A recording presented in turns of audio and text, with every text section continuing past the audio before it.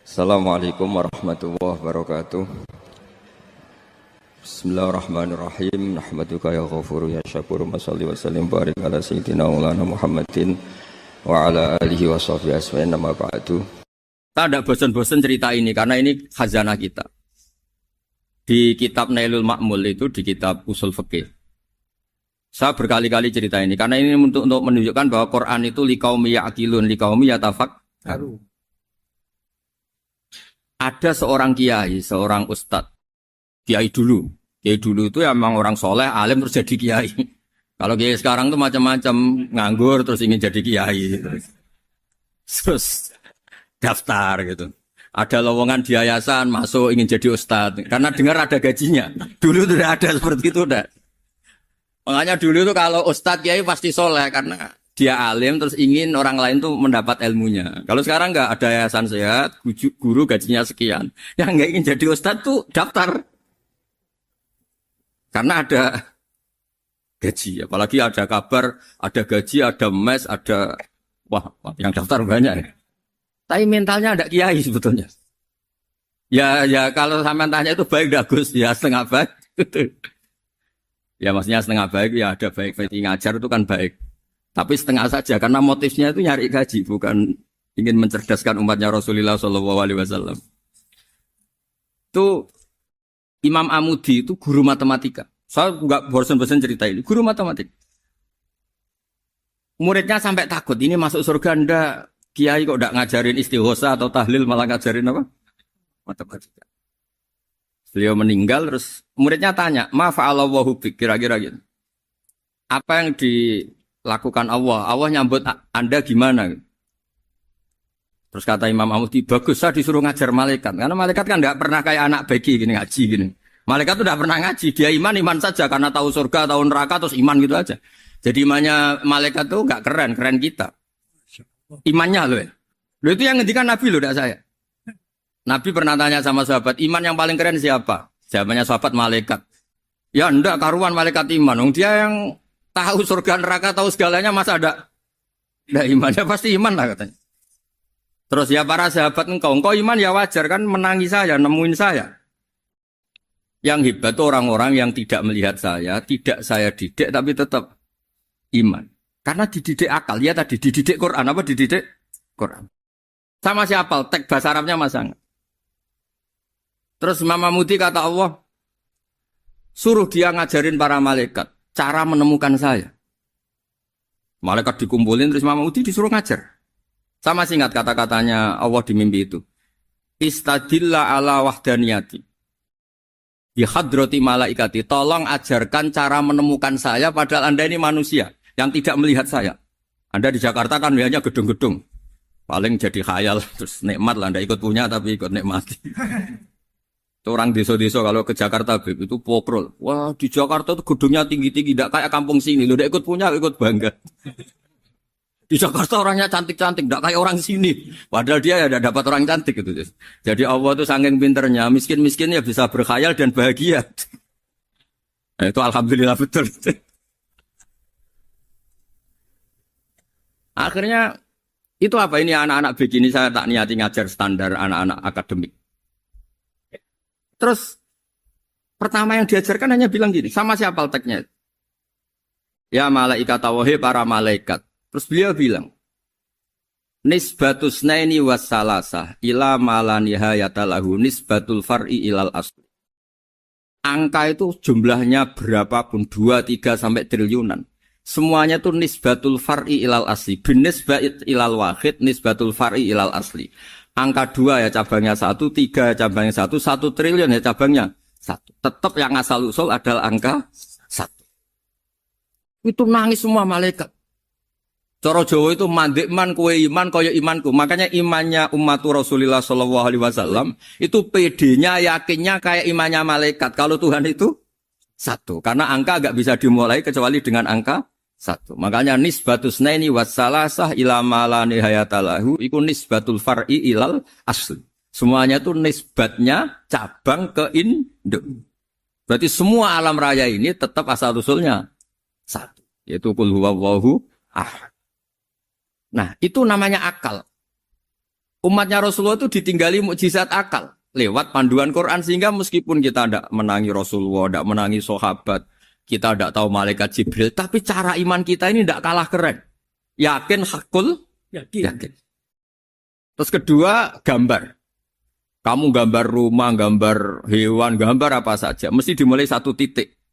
Entah gambar kamu bagus, entah jelek, tetap dimulai satu titik. Nah, titik ini namanya nuqtatul wujud. Semua alam raya dimulai dari satu titik, yaitu nuqtatul wujud. Makanya Quran dimulai bismillah, dan bismillah itu dipilih sama Allah pakai pertama ba itu ada titik. Itu kata semua ulama. Itu titik itu singkatan dari bi kana makana wa bi yakunu mayakun. Karena saya semuanya ada. Bi itu karena saya. Jadi makanya santri-santri beki tidak usah bayangkan kamu jadi wali terus bisa terbang ke Mekah, tidak usah. Kalau terbang ke Mekah ya sudah umroh aja bayar. Kalau enggak ya maklaran KBH atau apa. Pokoknya cari gratis. Ya gratis kan ya. Dapat orang 10 gratis. Satu. Terus orang enggak umroh-umroh dirayu-rayu supaya umroh. Repot.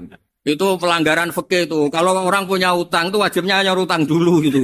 Wah, repot. Saya itu juga sering bingung di kampung-kampung. Gus sama umroh. Kenapa? Dapat gratisan. Minta uang saja buat nyaur utang. Enggak boleh. Wah, secara fikih yang wajib itu nyaur utang bukan umroh. Enggak boleh Gus diminta uang, enggak boleh, ya harus umroh. Udah gitu saya ini bingung Gus mau umroh. Enggak nikmati. Kenapa? Disuruh ngajar Gus. Repot semua kalau ibadah mergawe ya jadi bingung semua. Ya saya mohon anak-anak BK semuanya yang seneng Quran itu harus seneng sampai kayak saya sehingga tahu mencari Tuhan dengan cara tauhid yang berbasis akal. Itu sedzahir imannya malaikat. Jika di klasmen iman itu manusia ulul ilmi, kita-kita yang nekuni ilmu itu nomor 1 prakteknya. Karena nomor 1 itu Allah karuan kan syahidah wa, Allah kan enggak tertandingi syahidah wa annahu la ilaha illallah, terus wal malaikatu. Malaikat kan karuan karena langsung menyaksikan surga, dan ketiga apa? Wa ulul ilm. Berarti prakteknya kan nomor 1. Kalau kompetitornya semuanya manusia, ulul ilmi nomor berapa? 1 kan? Nah nomor 3 kan dari Allah, malaikat, ulul ilm. Berarti kalau kompetisinya antar manusia nomor berapa? 1 kan? Nah kenapa ulul ilmi di nomor 3 kan tapi dari Allah, malaikat, ulul. Kerennya kayak apa? Karena cara iman ulul ilmi itu enggak ada ragunya sama sekali.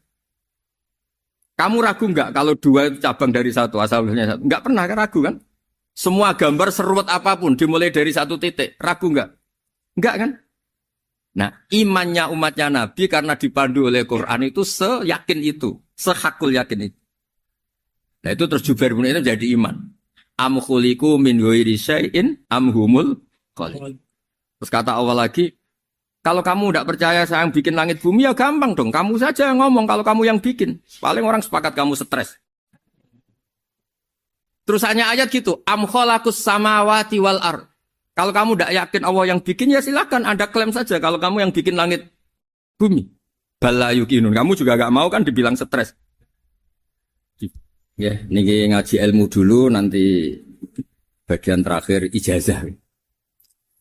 Bismillahirrahmanirrahim. Ini riwayatul Bukhari. Haddatsana Abdullah bin Yusuf, haddatsana Les, haddatsana Sa'id al-Maqburi an-Nabi Hurairah radhiyallahu anhu qala an-Nabi sallallahu alaihi wasallam.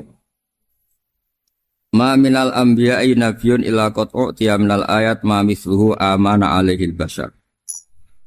Wa innama kana alladhi utituhu wahyan awhahu wa ilayya fa arju an akuna aktsarahum tabi'an yaumal qiyamah.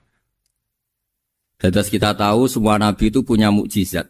Ya, semua nabi itu punya apa? Mukjizat. Mukjizat itu hal yang luar biasa yang memastikan manusia itu tidak bisa menyainginya atau menandinginya. Dan rata-rata mukjizat nabi dulu itu fisik. Misalnya ontanya Nabi Soleh itu kan onta tapi keluar dari batu, itu kan aneh. Aneh sekali. Atau tongkat Nabi Musa bisa simsalabim mengeringkan laut apa? Merah. Semua Nabi itu punya mukjizat dan semuanya berbentuk fisik. Kecuali mukjizatul Rasulullah Shallallahu Alaihi Wasallam itu berupa Al-Quran. Al-Quran itu konsep ilmiah. Terus kata Rasulullah Shallallahu Alaihi Wasallam, tapi saya karena Quran itu justru berharap pengikutku besar dan sampai hari kiamat. Sekarang kita logika ya. Andekan kamu punya tongkatnya Nabi Musa. Kalau kamu suka uang, kepikirannya dijual apa dipakai? Kalau kamu suka uang, dipakai. Kalau kamu ahli suudon itu pikirannya ndak, ini asli ndak. Karena yang melihat di Turki itu ya sebagian gitu. Kalau yang suka perdukunan itu bayangkan tuh miliknya. Mungkin dipakai ngakali orang atau apa, pokoknya bayangkan tuh miliknya.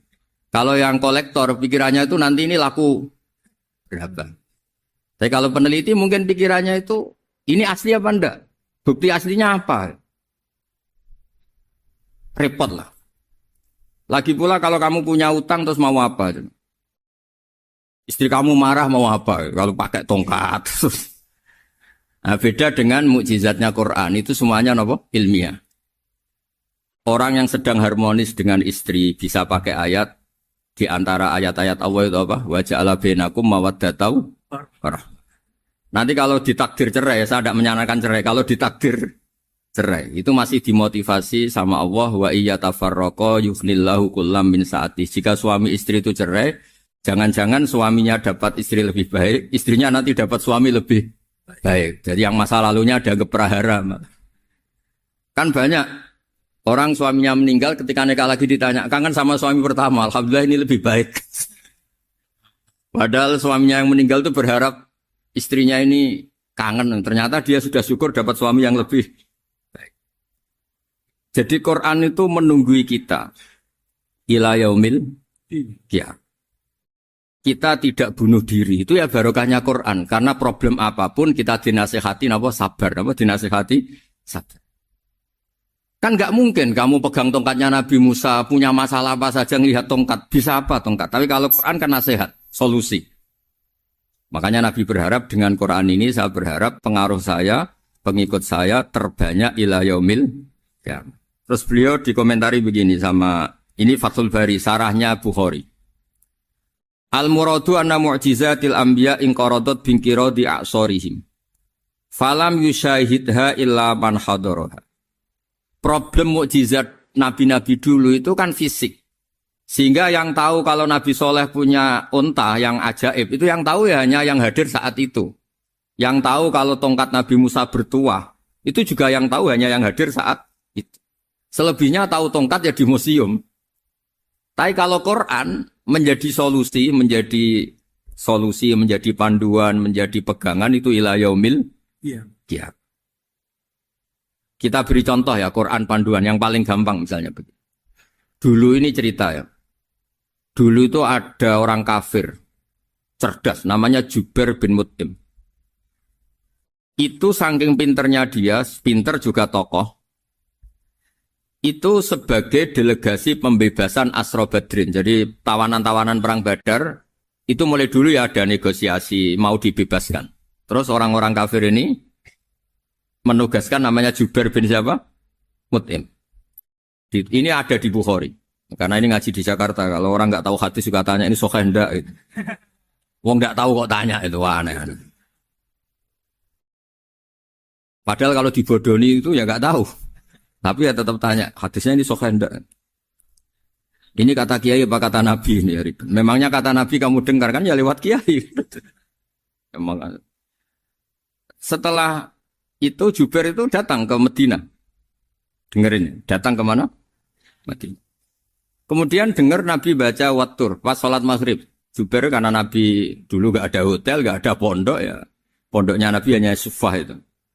Nabi baca maghrib, bukan diskusi, bukan debat. Baca Wattur wa kitabim mastur firrokim mansur wal baitil ma'mur wasaqufil marfu wal bakhril masjur. Terus itu. Kemudian sampai pada titik ayat am khuliqu min ghairi syai'in. Masa manusia atau alam raya yang maujudat, yang nyata, yang wujud nyata. Kemudian asal-usulnya itu ketiadaan. Ini kan hadhil alam maujud. Alam ini kan nyata. Masa sesuatu yang nyata, penciptanya itu tidak nyata. Jadi gak mungkin ada faham nihilisme. Kalau faham nihilisme berarti melahirkan teori begini. Al-adamu yakhluqu maujudan. Sesuatu yang tidak ada, menciptakan yang... Itu kan akal gak bisa nerima. Kalau sesuatu ini ada, penciptanya pasti ada. Terus Akhirnya Jubair bin Mut'im itu simpuh di depan Rasulullah terus bilang, "Ya Muhammad kada qalbi ayatir." Hampir saja hati saya terbang. Kalau riwayatnya Imam Ahmad, faka'anna masudi qalbi, hati saya dihancur. Semua teori yang saya bawa untuk ngelawan kamu sekarang luluh semua, hancur semua. Yang benar adalah teori Anda bahwa Tuhan itu satu dan Tuhan itu ada sebelum semua makhluk. Coba kalau Nabi Muhammad ada Jubair bin Mut'im terus menyembunyikan tongkat dekat mihrab. Terus dilihat ini apa. Paling pikirannya ini dari kayu apa. Terus yang bentuk tongkat itu tukang pemahatnya siapa. Kok kurang keren kalau di Blitur gimana ya. Kan malah panjang. Kira-kira kalau mukjizat itu dari tongkat itu malah panjang. Panjang lah pokoknya. Panjang. Lagi pula kamu coba kan gak ngarah mandi. Itu yang mandi kan nabinya, bukan tongkatnya. Coba tongkatnya Nabi Musa coba anak-anak beki itu. Dipakai mukul kucing aja tidak mesti mati itu. Jadi gak jelas. Mujizat-mujizat seperti itu enggak. Tapi kalau Quran menunggui. Sampai saking hebatnya Quran. Teori rasionalitas. Soal kampanye di mana-mana. Tingkat validitas, tingkat kebenaran Quran. Itu bahkan bisa diuji tanpa membuktikan. Tanpa apa? Cukup pakai akal. Ya terus saya teruskan. Fala yamurru terus al-murad anna mu'jizatil anbiya in qaradat bin qidari a'sam wa mu'jizatul Quran mustamirratun ila yaumil qiyamah. Wa kharquhu lil adat fi uslubihi wa balaghatihi wa ikhbarihi bil mawhibat. Terus kata ini yang ngarang Fathul Bari, sarahnya Imam Bukhari. Fala yamurru asrun minal a'sar illa wa yadharu fihi syai'un mimma akhbaru bi annahu sayakun yadullu ala sihhati da'wahu. Wa hadza aqwal muhtamilat. Wa takmiluhu fil ladzi ba'da. Wa qilani ya. Anal al-ma'na anal mu'jizat al-madiyah kanat khissiyatan tusyahadu bil absar kana qati sholeh wa asa Musa. Mukjizatnya nabi-nabi dulu itu hanya penyembuh, hanya pelengkap, hanya nuruti keinginan mata. Seperti dahsyatnya apa? Laut Merah di sebelah apa dipukul sama tongkatnya Nabi siapa? Itu semuanya itu hanya memanjakan mata. Urusan mata. Terus wow itu. Tapi kalau mukjizatnya Nabi Muhammad itu berdasar akal. Maksudnya berdasar akal nih dengerin ya. Dengerin betul. Ketika Laut Merah terus tersibak kan wow itu keren kan? Terus kita bilang, menyimpulkan, wah kita tidak akan mampu. Itu bodoh sekali kesimpulan kita tidak akan mampu. Meskipun bikin nyamuk, Anda juga tidak mampu. Loh untuk memutuskan tidak mampu saja kok sampai pertunjukan seperti itu tuh laupo, cek goblok gitu. Nah kalau kita karena umat yang pinter untuk memaksa kita nggak mampu, Allah bilang inna wa la yastahi ayadriba mathalam ma ba'ud. Kita melihat nyamuk langsung berkesimpulan tidak mampu. Saya berkali-kali cerita nyamuk itu sudah kecil, masih punya urat, uratnya kayak apa? Masih punya kuman, kumannya seberapa? Ya enggak. Nyamuk itu kecil, punya organ tubuhnya punya urat. Itu kalau kamu pinter, antara tongkatnya Nabi Musa menyibak Laut Merah sama nyamuk itu sama-sama berkesimpulan melahirkan satu faham bahwa kita tidak. Loh, untuk memaksa tidak mampu saja kok nunjuk pertunjukan ada onta keluar dari batu. Nakotu soleh, ada tongkat yang bisa mengeringkan laut. Cik goblok ya. Lah kita alhamdulillah ada jenis goblok yang seperti ini. Untuk ikrar bahwa Allah itu hebat ala kulli syai'in, cukup lihat nyamuk. Kagum kan? Sudah tidak usah bikin hidup. Saya berkali-kali mencontohkan. Para pemahat tak suruh bikin patung gajah, itu mampu. Tak suruh bikin patung nyamuk kalau bisa. Nyari materi dari apa? Gampang mana bikin patung gajah sama patung nyamuk? Gajah, makanya Allah bikinnya contoh itu untuk ijaz itu pakai nyamuk, bukan pakai gajah. Itu kalau ustadz-ustadz yang agak jorok malah contohnya nyamuk, Gus. Itu kecil. Itu kayak apa? Di dalamnya dia hamil. Itu anaknya kecil lagi, telurnya kecil lagi, itu gimana itu cara bikin itu? Makanya di sini ada kitab Itqon, itu komentarnya itu lucu. Ini kitab Al-Itqon karangannya Imam Suyuti. Ini persis komentar saya tadi yang. Kata Imam Suyuti, pengarang kitab Itqan, wa ya imma khissiyah wa imma akliyah. Jadi mukjizat itu ada yang fisik, bisa dilihat indra, panca indra, bisa dilihat akal. Wa aktsaru mu'jizati Bani Israil kanat khissiyah li baladatihim. Bilada itu goblok. Wakil lati basoirihim. Dasar wong goblok. Mukjizat itu ngenteni sing wow. Maksudnya dasar wong untuk ngakui Allah hebat saja kok nunggu hal-hal yang seperti itu. Paham ya? Mergo likil lati napa aklihim. Wa aksaru mu'jizati hadil ummah akliyatun li farati dzakaihim wa kamali afwahihim. Dan mukjizatnya umat ini semuanya berdasar akal karena sudah cerdas. Jadi andaikan kita melihat tongkatnya Nabi Musa menyibak Laut Merah dengan melihat nyamuk, kesimpulan kita sama. Sama-sama wow, sama-sama keren, sama-sama memastikan kita tidak mampu. Makanya terus Quran menerangkan ya wa ma min dabatin fil ardi wala ta'iri yatiru bi janahihi illa umamun amsalukum. Jadi keseharian kita lihat burung kok terbang. Itu sudah ayatun min ayatillah. Paham ya? Dados niki kudu bangga ditunggoni napa Quran, nggih, ditunggoni napa Quran. Wa mu'jizatul Quran tusyahadu bil basirah fayakunu mayatabi'u li ajlihi aksar. Terus li annal ladzi yusyahadu bi aini ra'si yang qaridu bingkiradi musyahidi. Sesuatu yang tampilan dahsyatnya itu disaksikan mata, maka itu bisa habis. Era tongkat Nabi Musa seperti itu habis enggak? Bisa mengeringkan Laut Merah habis kan? Tapi era mukjizatnya Quran ila yaumil qiyamah. Ya contoh sosial, saya kembali lagi ke sosial. Kamu punya teman awet atau punya istri awet, itu konsepnya ya wal kadhiminal ghaidh, agak gampang tersinggung. Coba kalau kamu setiap tersinggung putus, setiap tersinggung habis, kamu tidak punya teman, tidak punya istri. Sampai kita awet seperti ini, kalau kecewa ya wal kadhiminal ghaidh, ngempet. Termasuk saya ini, biasanya ngaji khusus terus baca gini ya kecewa. Tapi barokahnya diwarai Quran wal kadhiminal ghaidh, ngempet Gus, ngempet. Terus kecewa sama teman, kenapa tidak putus? Karena wal afina aninna, sudah kalau kecewa maafkan. Coba kalau kita kecewa presiden demo, kecewa menteri demo, kecewa orang tua minggat. Ya kalau dicari, kalau tidak kan malu. Saya itu punya teman tak tanya, kecewa besar sama bapak itu. Kenapa tidak minggat? Malu. Kenapa malu? Takut gak dicari. Itu orang tuh paling malu itu kalau keluar dari rumah nggak di. Saya punya teman lagi, saya ini takut mati, Gus. Kenapa? Takut istri saya tidak nangis, Gus. Itu kematian terburuk itu kalau mati, tahu istrinya ada nangis. Oh, itu malu betul itu. Makanya jangan mati. Pokoknya pastikan orang sekeliling ada nangis itu baru berani mati. Kalau enggak jangan. Ya jadi mukjizatnya Nabi itu luar biasa. Nah ini terus saya teruskan ya. Makanya mukjizat terbesarnya Nabi adalah Al-Quran.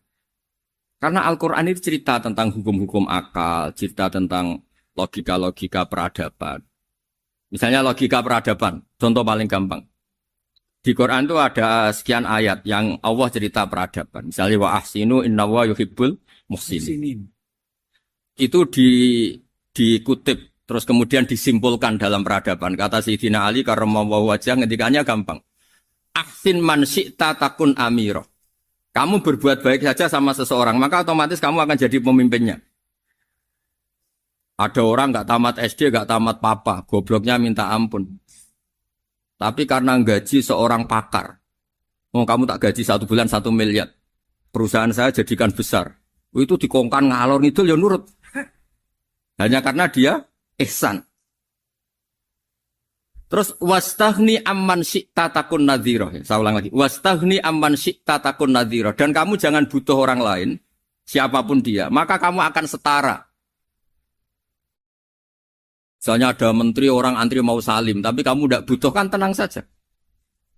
Tapi kalau kamu butuh, habis kamu. Ya kan? Kamu tidak butuh seseorang, maka kamu posisinya akan setara. Kamu harus sopan karena punya utang jasa. Kalau nggak punya apa-apa kan setar. Ya enggak? Misalnya kamu jajar rektor atau jajar menteri, jajar apa saja. Kalau kamu tidak punya utang kan, kamu jajar menteri tidak punya utang. Sama jajar satpam tapi punya utang, takut mana?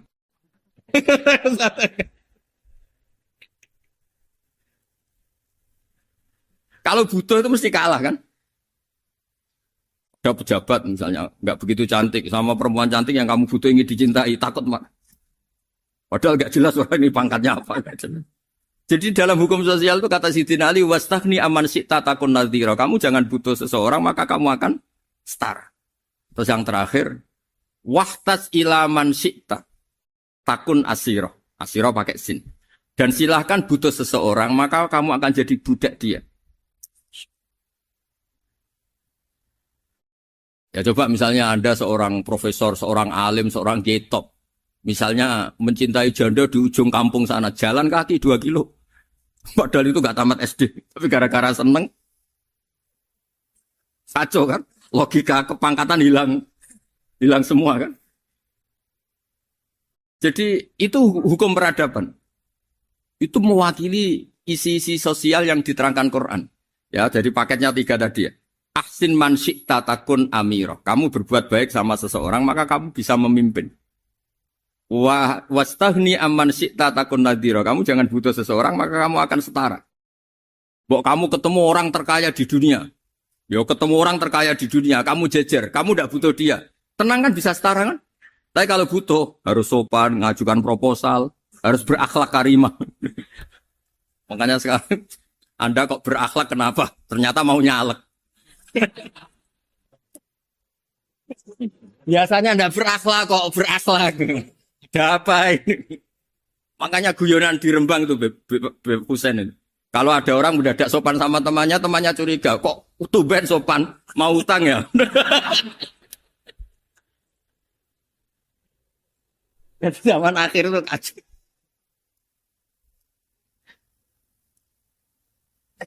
Ya di semua daerah gitu ya sama Pak Rektor ya. Kalau ada teman biasanya nggak sopan kok sopan, itu temannya curiga. Ini Pak Rektor UI ikut kaji. Kok tumben sopan, ada apa ya? Karena di mana-mana orang butuh itu pasti beretika. Kamu punya teman paling berdua. Kalau mau utang berakhlak gak?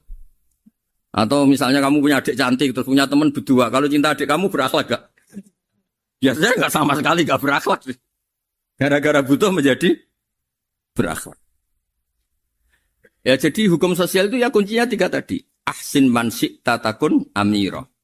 Wastaghni amman syi'ta takun nadhira. Terus wahtas ila man syi'ta takun asira. Kalau kamu butuh seseorang pasti kamu dibikin hina. Asir itu tawanan. Nah, Quran itu bicara sosial itu lengkap. Dan itu yang nunggui kita. Kita punya tetangga yang kurang baik, ya seneng. Punya tetangga baik, ya seneng. Kata Imam Syafi'i, saya berkali-kali cerita. Kok seneng semua Imam Syafi'i? Ya bagus lah. Kalau yang seneng saya enak lah. Dijak jagongan, dijak ngopi enak. Yang gak seneng saya, gak ngarah utang.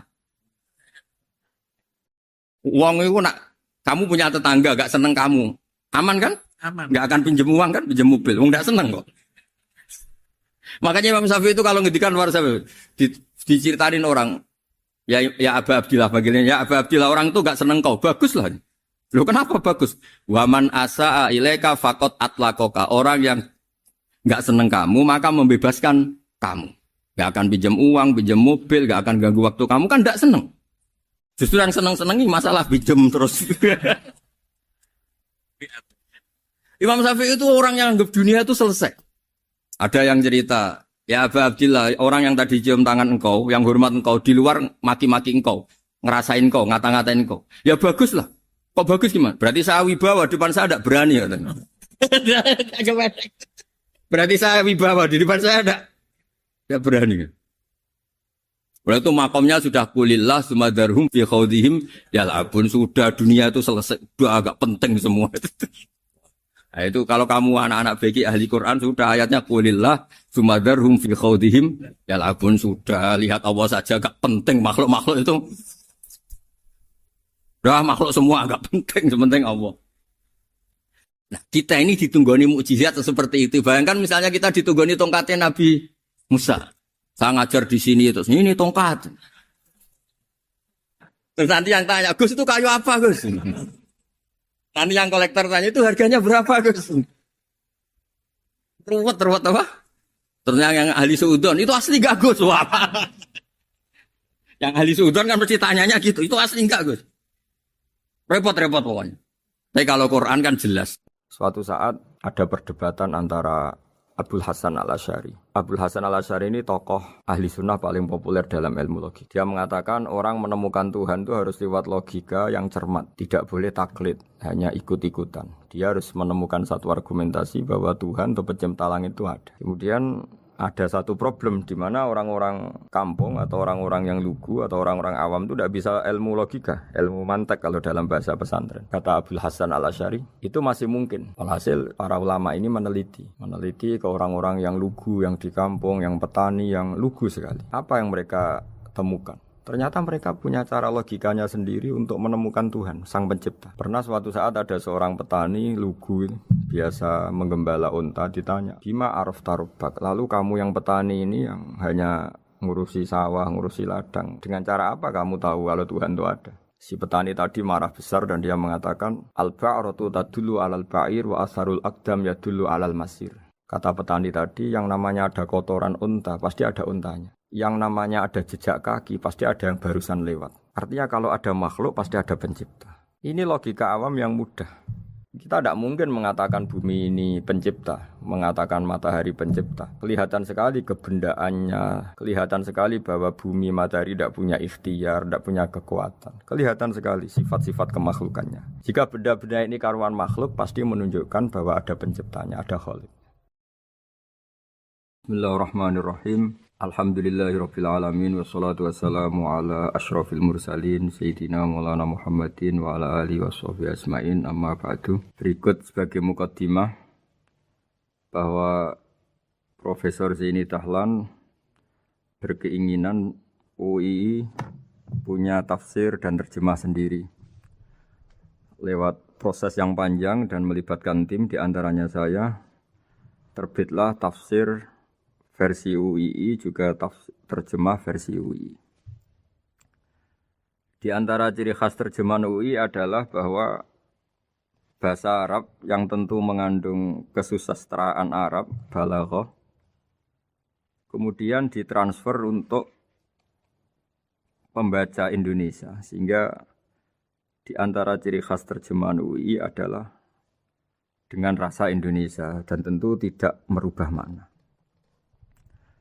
Berikut beberapa kutipan yang perlu pemirsa atau pendengar tahu. Al-Quran adalah satu kitab suci yang diturunkan kepada Nabi besar Muhammad SAW. Dan di antara ciri Al-Quran adalah menjelaskan kebenaran secara jelas, secara gamblang. Sebagaimana firman Allah, bahwa Rasul adalah Rasulun minallah yatlu suhufam mutahharah. Rasulullah diutus oleh Allah Subhanahu wa taala ketika penduduk Makkah sangat-sangat jauh dari kebenaran. Mereka adalah penyembah berhala yang dikira sebagai Tuhan, dan jumlahnya Tuhan-Tuhan itu banyak sekali. Suatu saat Rasulullah mendakwahkan bahwa Tuhan itu satu dan harus satu. Tapi kata mereka, kenapa Muhammad menjadikan Tuhan satu? Padahal urusan kita banyak, problem kita banyak. Harusnya Tuhan itu juga banyak. Ini yang diceritakan dalam surat Shad, Aja'alal alihata ilaha wahida inna hadza lasyai'un ujab. Bagaimana mungkin urusan kita yang banyak, yang harusnya butuh Tuhan banyak, kemudian menjadi hanya Tuhan satu. Lalu Rasulullah dengan sabar, dengan telaten memberi penjelasan. Dan ini yang disebut al-bayyinah, penjelasan yang sangat jelas, sangat gamblang, sangat rasional. Kata Rasulullah dalam sebuah hadis yang diriwayatkan dalam Musnad Ahmad, teksnya begini. Orang-orang yang menyembah selain Allah itu ibarat kama sali rajulin istaro abdan min kholisi malih biwarikin aw dhahabin. Faja'ala ya'malu, mereka mau bekerja tapi wayu'ti ghullatahu ila ghairi sayyidi. Fa'ayyukum sarruhu ayyakuna abduhu kadzalik. Nabi lalu kemudian bikin analogi. Wahai masyarakat Mekah, bagaimana kalau Anda ini jadi seorang pembantu atau seorang budak lalu punya majikan banyak. Dan semua majikan Anda ini punya perintah yang beda-beda, punya selera yang beda-beda. Semuanya atasan Anda, semuanya majikan Anda. Apa Anda senang punya majikan yang banyak? Lalu mereka bilang, wah susah Muhammad kalau kita punya majikan banyak. Tuhan kamu adalah majikan kamu. Bagaimana kalau Tuhan banyak, punya perintah yang beda-beda, punya selera yang beda-beda? Kalian pasti akan kebingungan. Ya sudah Muhammad, normalnya Tuhan itu satu. Sehingga mereka tercerabut dari pemikiran bahwa Tuhan harus banyak. Ini yang dimaksud dalam surat Al-Bayyinah. Lam yakunil ladzina kafaru min ahlil kitab wal musyrikin namun fakina hatta ta'tiyahumul bayyinah. Bahwa orang-orang kafir, baik kafir ahli kitab maupun kafir musyrik Mekah, mereka tidak pernah terlepas dari sifat kekafirannya, yaitu menuhankan banyak Tuhan, sampai datang sebuah bayinah. Bayinah itu argumentasi kebenaran yang begitu jelas. Setiap membawa kebenaran, argumentasinya meyakinkan. Itu siapa? Rasulun minallah yatslu suhufam mutahharah, yaitu Rasul yang membacakan lampiran-lampiran suci, yaitu Al-Quranul Karim. Dengan penjelasan analogi tadi, kemudian orang-orang Mekah sadar, susahnya kayak apa kalau Tuhan banyak, lalu perintahnya beda-beda, seleranya beda-beda, hukumnya beda-beda. Ini membingungkan. Akhirnya mereka ngakui bahwa pentingnya logika tauhid. Nah ini yang Rasulullah ini benar-benar berstatus bayinah. Kemudian analogi betapa buruknya kita saat menyembah selain Tuhan. Lalu Rasulullah mencontohkan sebagaimana yang saya kutip tadi dari Musnad Ahmad. Misalnya Anda punya pembantu atau zaman dulu budak. Anda beli dari harta kamu, dari uang kamu. Kemudian budak ini kerja. Yang ngasih makan kamu, yang fasilitasi kamu, toko milik kamu, semua milik kamu. Kemudian dia kerja dan hasil dari kerjanya dia dikasihkan ke orang lain. Kamu senang tidak punya budak yang seperti itu, kata Rasulullah. Wah kita semua tidak senang Muhammad. Sama seperti itu. Kamu adalah bisa makan rezeki dari Allah. Kamu nempat di buminya Allah. Kamu minum dari air yang dibikin Allah. Kemudian Anda menyembah selain Allah. Itu aneh apa enggak? Menyembah zat yang tidak memberi rezeki kamu, yang tidak bikin bumi untuk kamu, yang tidak bikin langit untuk kamu, yang tidak bikin fasilitas air untuk kamu. Aneh enggak? Semenjak itu mereka berpikir betapa buruknya mereka menyembah berhala, menyembah arca, menyembah Yesus, menyembah macam-macam. Nah ini yang disebut Rasulullah adalah orang yang benar-benar bayinah. Ketika melontarkan kebenaran, benar-benar jelas sehingga diterima secara akal yang sehat. Karena semua akal yang sehat akan menerima agama ini disebut fitratallahi fatarna salihah. Bahwa agama ini agama fitrah. Orang yang normal, yang cara berpikir normal pasti menerima agama ini. UII dengan terjemahan ini dan dengan tafsir ini ingin memberi penjelasan simbol-simbol yang ada di beberapa surat. Di antara lagi yang di bab muamalat. Betapa Rasulullah itu punya logika yang benar-benar mudah diterima. Dulu orang Arab dalam bab muamalat jual beli biasa menjual kurma.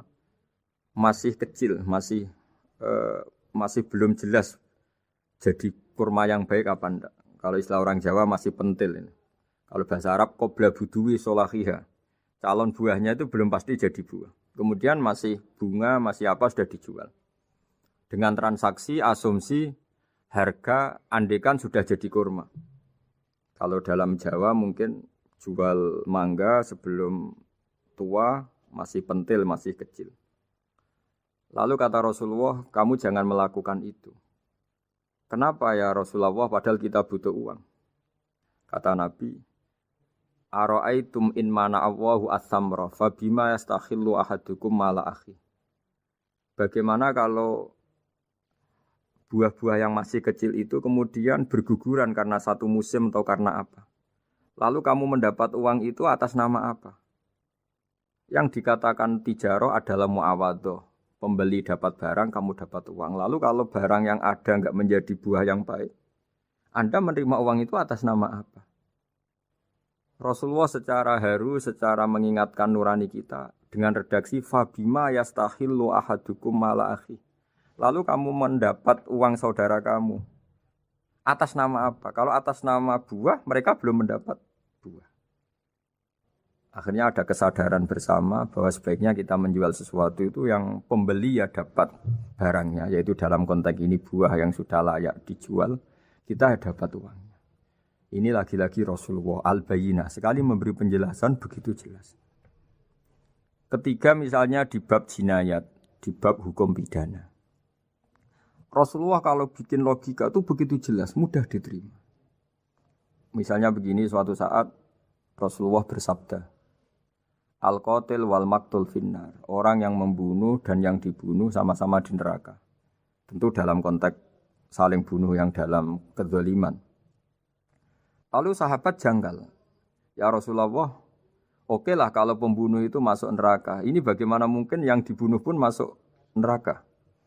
Rasulullah dengan jelas, dengan bayinah, dengan hujjah, beliau menjawab, innahu kana harison ala qatli sahibihi. Sebetulnya yang terbunuh pun mentalnya pembunuh. Karena dia sangat juga ingin membunuh saudaranya. Nasibnya saja yang menjadikan dia terbunuh. Hanya sahabat tahu, oh ya ternyata maktul dalam konteks duel adalah mentalnya qatil juga. Sehingga karena mentalnya qatil dia tetap di neraka. Meskipun prakteknya dia menjadi maktul yang terbunuh.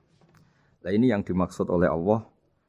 Bahwa Rasulullah ini bisa menghilangkan tradisi kemusyrikan. Bisa menjungkir balikkan, menghancurkan kemusyrikan karena Rasulullah bisa menjelaskan secara detail hatta ta'tiyahumul bayyinah. Bayyinah adalah Rasulun minallah yatslu suhufam mutahharah. Jadi ini yang insyaallah sebagai kajian kita bahwa kita butuh sekian penjelasan untuk mengenang dan membuktikan bahwa Rasulullah adalah benar-benar al-bayyinah. Dari sekian contoh tadi, pendengar bisa tahu betapa agama ini mudah diterima oleh akal. Sehingga di beberapa ayat disebut agama ini liqaumi ya'qilun, liqaumi yatafakkarun. Agama ini bagi kaum yang bisa berpikir, agama ini bagi kaum yang mau berangan-angan. Dulu untuk menghilangkan kemusyrikan dengan logika kafir Mekah bahwa urusan kita banyak, harus Tuhan banyak. Itu panjang sekali. Di antaranya ada ayat yang spesifik tentang itu. Daraballahu mathalan rajulan fihi syuraka mutasyakisuna wa rajulan salamal lirrajul. Hal yastawiyani masalah. Allah membuat satu perumpamaan yaitu di surat Daraballahu mathalan rajulan fihi syuraka di surat Zumar ayat 29. Allah membuat satu perumpamaan bagaimana andaikan Anda jadi seorang pembantu atau asisten. Lalu Anda punya majikan banyak yang seleranya beda-beda. Kemudian dibanding misalnya Anda jadi pembantu dengan satu majikan yang akhlaknya baik, komitmennya baik. Anda milih mana? Lalu orang-orang kafir Mekah menjawab, Muhammad tentu kita milih punya majikan satu yang baik. Kalau majikannya banyak kita jadi repot. Lalu mereka kata Rasulullah, ya sudah kalau gitu Tuhan kamu satu saja jangan banyak. Kalau banyak jadi repot. Terus mereka baru tersadar bahwa menuhankan Tuhan banyak itu salah dan resikonya lebih banyak. Ini disebut munfakina hatta ta'tiyahumul bayyinah. Mereka orang-orang musyrik enggak mau tercerabut dari akar kemusyrikannya sampai datang al-bayyinah. Sebuah bukti kebenaran yang begitu jelas, begitu nyata. Siapa kebenaran itu? Rasulun minallah yatslu suhufam mutahharah. Yaitu Rasulnya Allah yang membaca lampiran-lampiran suci. Lampiran-lampiran suci ini dalam bahasa Arab diikutkan wazan isim maf'ul disebut mushaf. Makanya kitab suci ini ditulis di sohifah. Kalau dalam bahasa Arab lampiran itu sohifah, dijamakkan kata jamaknya suhuf. Kemudian ketika dicetak, dijilid disebut mushaf. Sehingga alhamdulillah UII Universitas Islam Indonesia punya mushaf, punya terjemahan, punya tafsir. Ini diharapkan kita sebagai ulama, sebagai dai, sebagai ustadz bisa warasatul anbiya. Karena kata Rasulullah al ulama warasatul anbiya. Saya kira demikian supaya pemirsa tahu, pendengar tahu bahwa betapa pentingnya menjelaskan secara bayyinah. Ini penting sekali karena sekarang pikiran di dunia itu macam-macam dan kita butuh energi untuk mengungkap lagi intisari-intisari dari sesuatu yang digulirkan atau dibahas Al-Qur'anul Karim. Sehingga Al-Qur'an ini benar-benar jadi ibrah, jadi teladan bagi kita semua. Jangan sampai karena kita lupa mengkaji Al-Qur'an sehingga hukum-hukum Al-Qur'an menjadi mandek. Kita harus terus mensosialisasikan supaya Quran ini hidup. Caranya gimana? Masyarakat dirangsang supaya tahu al-bayyinah. Contoh yang terakhir sebelum menutup perjumpaan kali ini, misalnya dulu orang kafir Mekah itu janggal. Karena mereka juga punya kajian bahwa Nabi itu bersyarat harus turunan dari bangsa Israel. Karena semua Nabi itu pasti turunan Nabi Ibrahim. Yaitu Nabi Ibrahim punya anak yang bernama Ishak. Ishak punya anak yang bernama Yakub. Yakub ini yang nanti punya anak Yusuf. Sehingga Yusuf bin Yakub bin Ishak bin Ibrahim. Ketika nabi-nabi ini hidup di Palestina, di Yerusalem, itu kayak jadi aturan bahwa nabi itu harus turunan Bani Israel. Sehingga ketika orang-orang kafir Mekah dari kelompok ahli kitab, ketika Rasulullah Muhammad mendakwahkan diri sebagai nabi, mereka janggal bagaimana mungkin nabi dari orang Arab. Nabi itu harusnya orang Yerusalem atau orang Palestina. Kemudian Allah memberi penjelasan, fihi ayatum bayyinatum maqamu Ibrahim, bahwa Muhammad adalah turunan Ibrahim. Bukti nyata adalah di Mekah ada jejak kakinya Nabi Ibrahim, yaitu yang sekarang kita sebut maqam Ibrahim. Setelah dilacak-lacak ternyata mbah-mbahnya Rasulullah atau nenek moyang atau leluhur Rasulullah bernama Adnan. Adnan ini kata sejarah-sejarah disepakati wa Adnanu bila raibin intadzawil ulumin nasabiyah ila dzabihi Ismaila nisbatuhu wa muntama. Bahwa Adnan ini tertulis secara sejarah lengkap bahwa dia turunan dari Nabi Ismail. Ismail adalah anak dari Nabi Ibrahim. Kemudian makom Ibrahim ini juga dibuktikan sekian sejarah bahwa Ibrahim pernah di situ. Yaitu ketika Hajar, ibu dari Ismail, kesulitan nyari air, lalu lalang lari antara Safa dan Marwah. Kemudian kita kenang sekarang bernama Sa'i.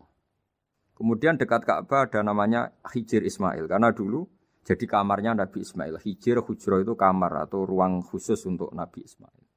Sehingga jelas sekali bahwa Ibrahim, Ismail, Hajar pernah hidup di Mekah. Lalu lagi-lagi orang kafir Mekah yang dari kelompok ahli kitab sadar bahwa Muhammad jadi nabi layak karena dia juga turunan dari Ibrahim alaihis salam. Ini yang disebut fihi ayatum bayyinatum maqamu Ibrahim, bahwa di kawasan Mekah, kawasan Bakkah atau kawasan Hijaz jelas sekali ada jejak-jejak Nabi Ibrahim. Lagi-lagi ini bayyinah. Nah, bayyinah ini yang bisa menghilangkan sifat kemusyrikan, sifat kekufuran. Karena lewat penjelasan yang panjang ini kemudian benar-benar diketahui bahwa Muhammad jadi nabi itu sah.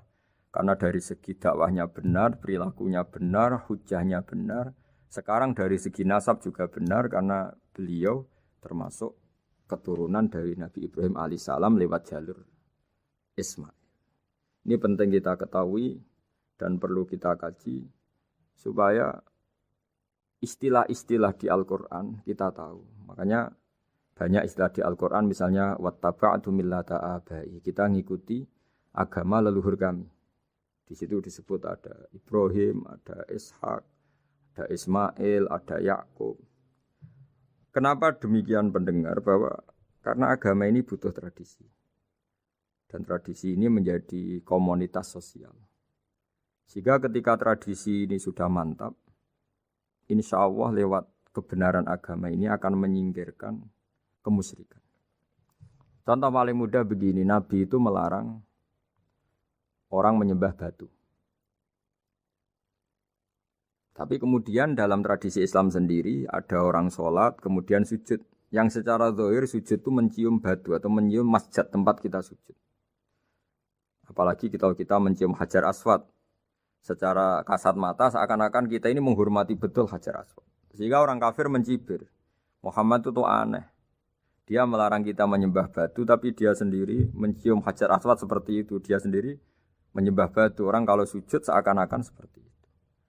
Tapi lewat penjelasan Nabi, bahwa kita sujud hanya kepada Allah. Kita kalau sujud baca sajadah wajhililladzi khalaqahu wa sawwarahu wa syaqqa sam'ahu wa basarahu bihaulihi wa quwwati fatabarakallahu ahsanul khaliqin.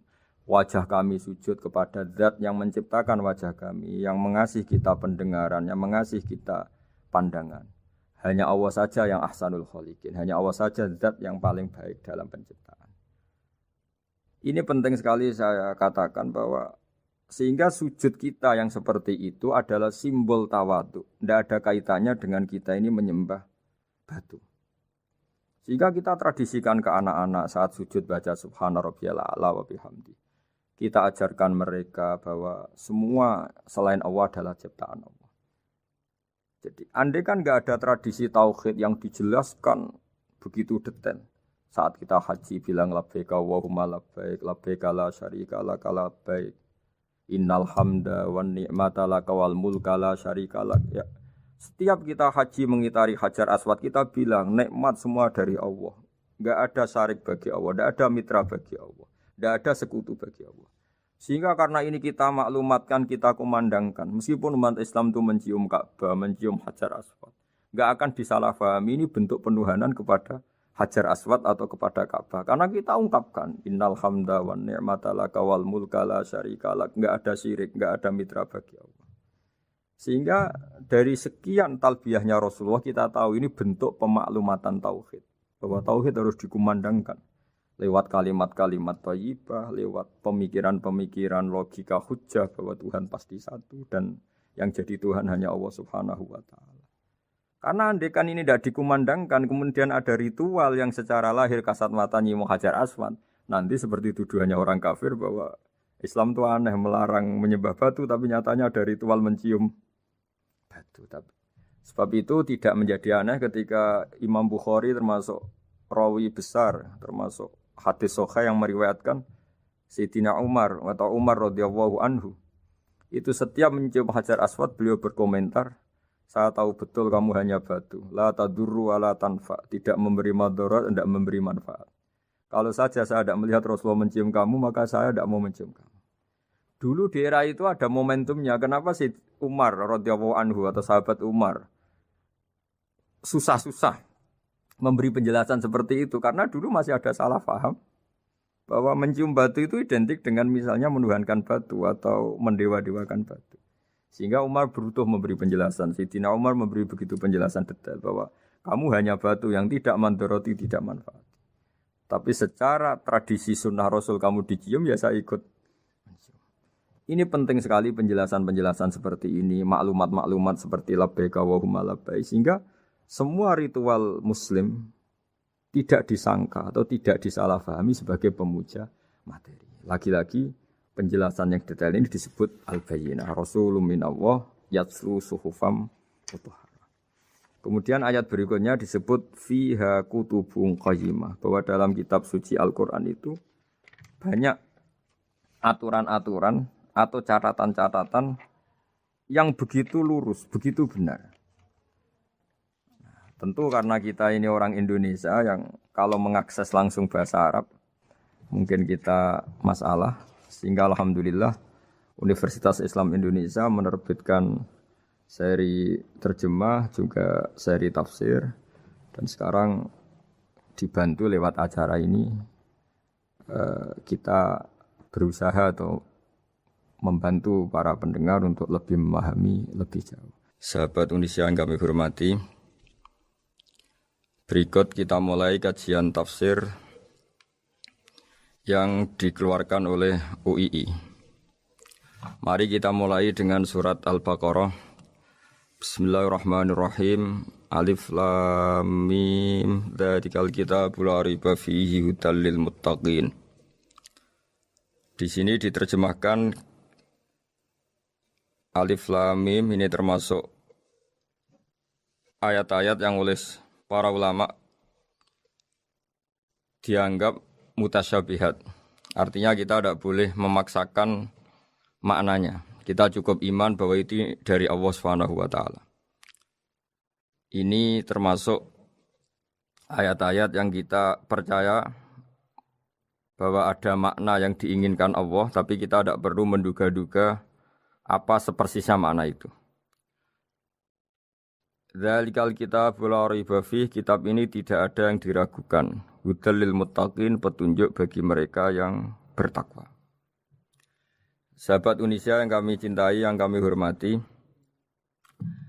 muttaqin dari kata kerja ittaqa yattaqi ittiqaan. Maknanya adalah menjaga diri. Ada 3 kelas muttaqin dalam terminologi para ulama, istilah yang dikeluarkan para ulama. 1, muttaqin orang yang menghindari perilaku syirik atau perilaku kekafiran. Sehingga menurut para ulama, apapun faseknya seorang mukmin, apapun kelirunya orang mukmin, misalnya pernah mencuri, pernah korupsi, pernah apa saja, masih dianggap mukmin karena dia masih bertauhid la ilaha illallah Muhammadur Rasulullah. Ini muttaqin yang paling kelas pokok, kelas bawah.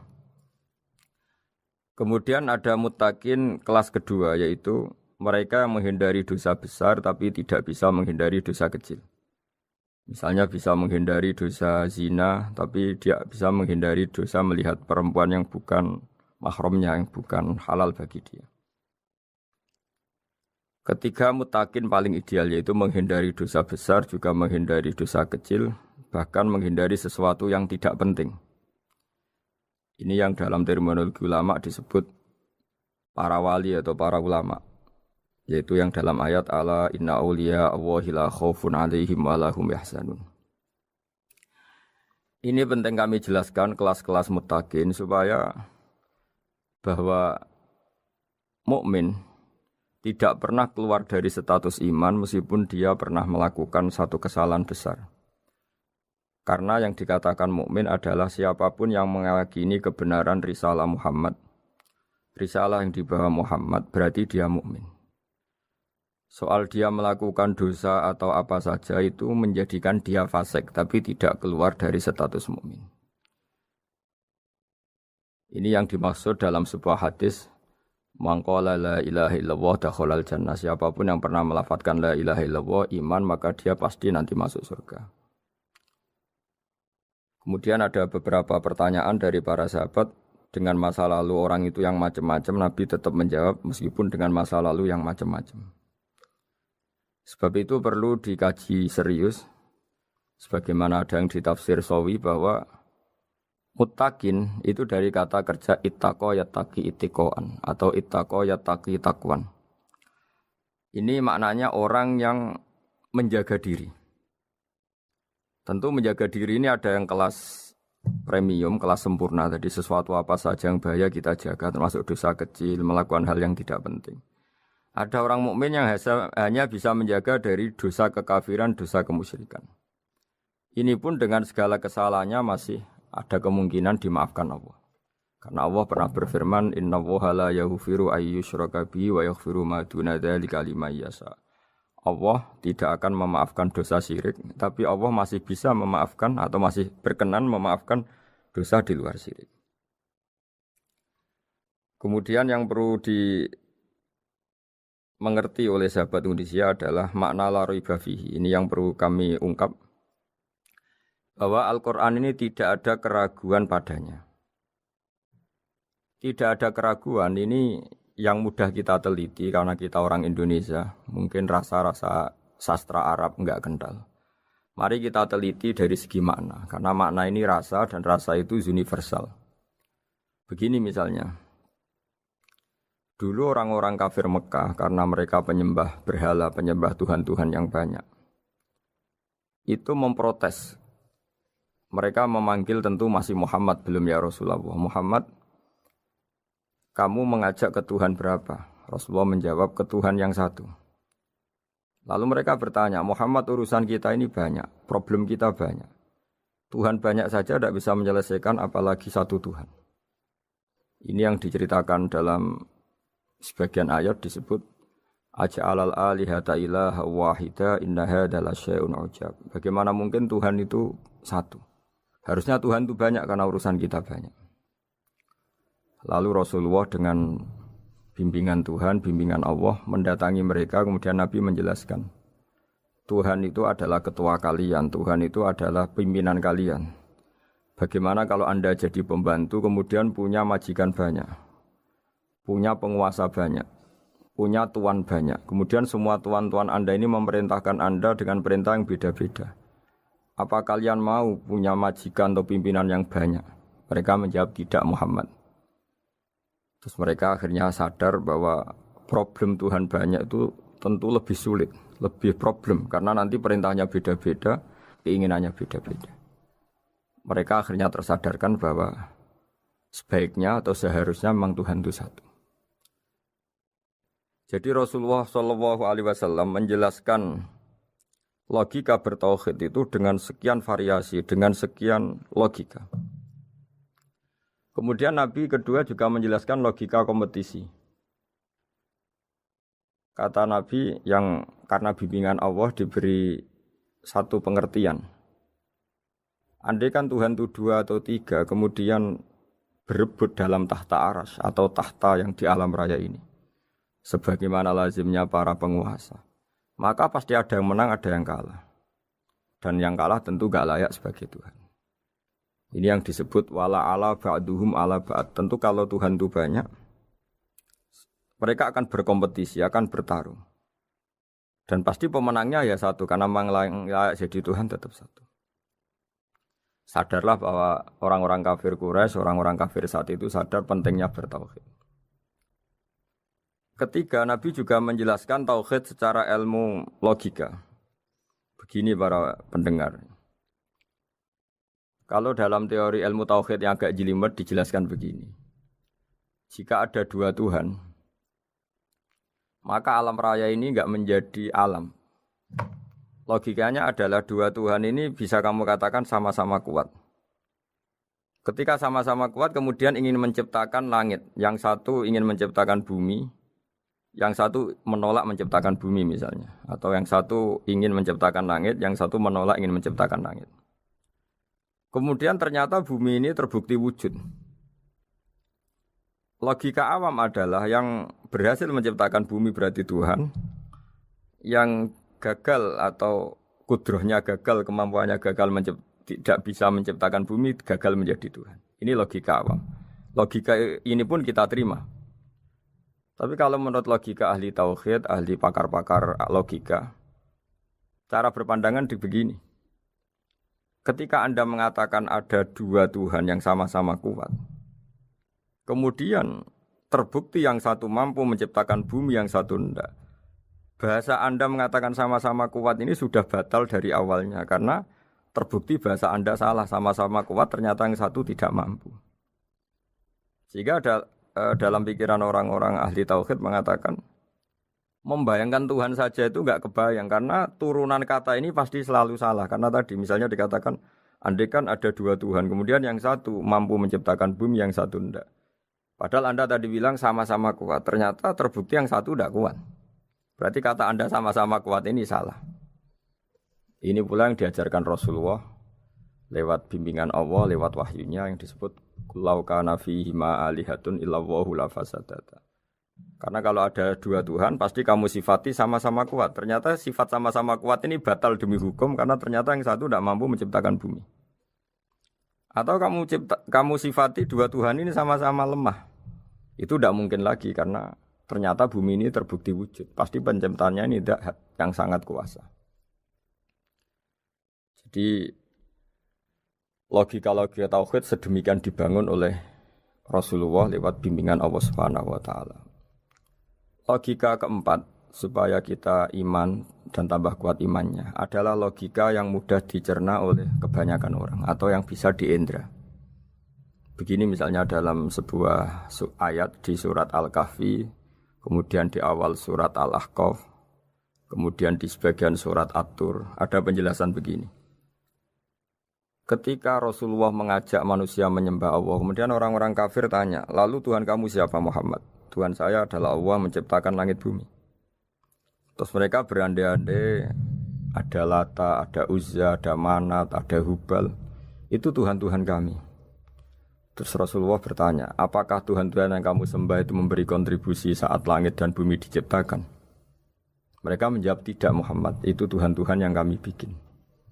Begitu juga asumsi tentang Tuhan-Tuhan yang lain. Apakah Isa ikut menciptakan bumi atau menciptakan langit? Tentu jawabannya tidak. Karena Isa lahir di bumi, orang tahu tanggal lahirnya, tahu tahunnya, dan sebelum ada Isa juga sudah ada bumi. Sehingga untuk menetapkan tauhid, berkali-kali Quran tanya, Amman khalaqas samawati wal ardo, siapa sih yang menciptakan langit bumi? Siapa sih yang menurunkan air dari langit? Siapa yang mengatur ini, itu, ini, itu? Akhirnya mereka menjawab, itu semua Allah Muhammad. Begitu juga kemungkinan setan misalnya. Setan itu fisik atau makhluk atau apa saja yang tidak kita lihat. Kemudian setan itu lewat rayuannya, lewat tipu dayanya ingin disembah. Kata Allah menjelaskan ini, ma asyadduhum khalqas samawati wal ardi wala khalqa anfusihim. Kamu tidak perlu takut sama setan atau apalagi menuhankan setan.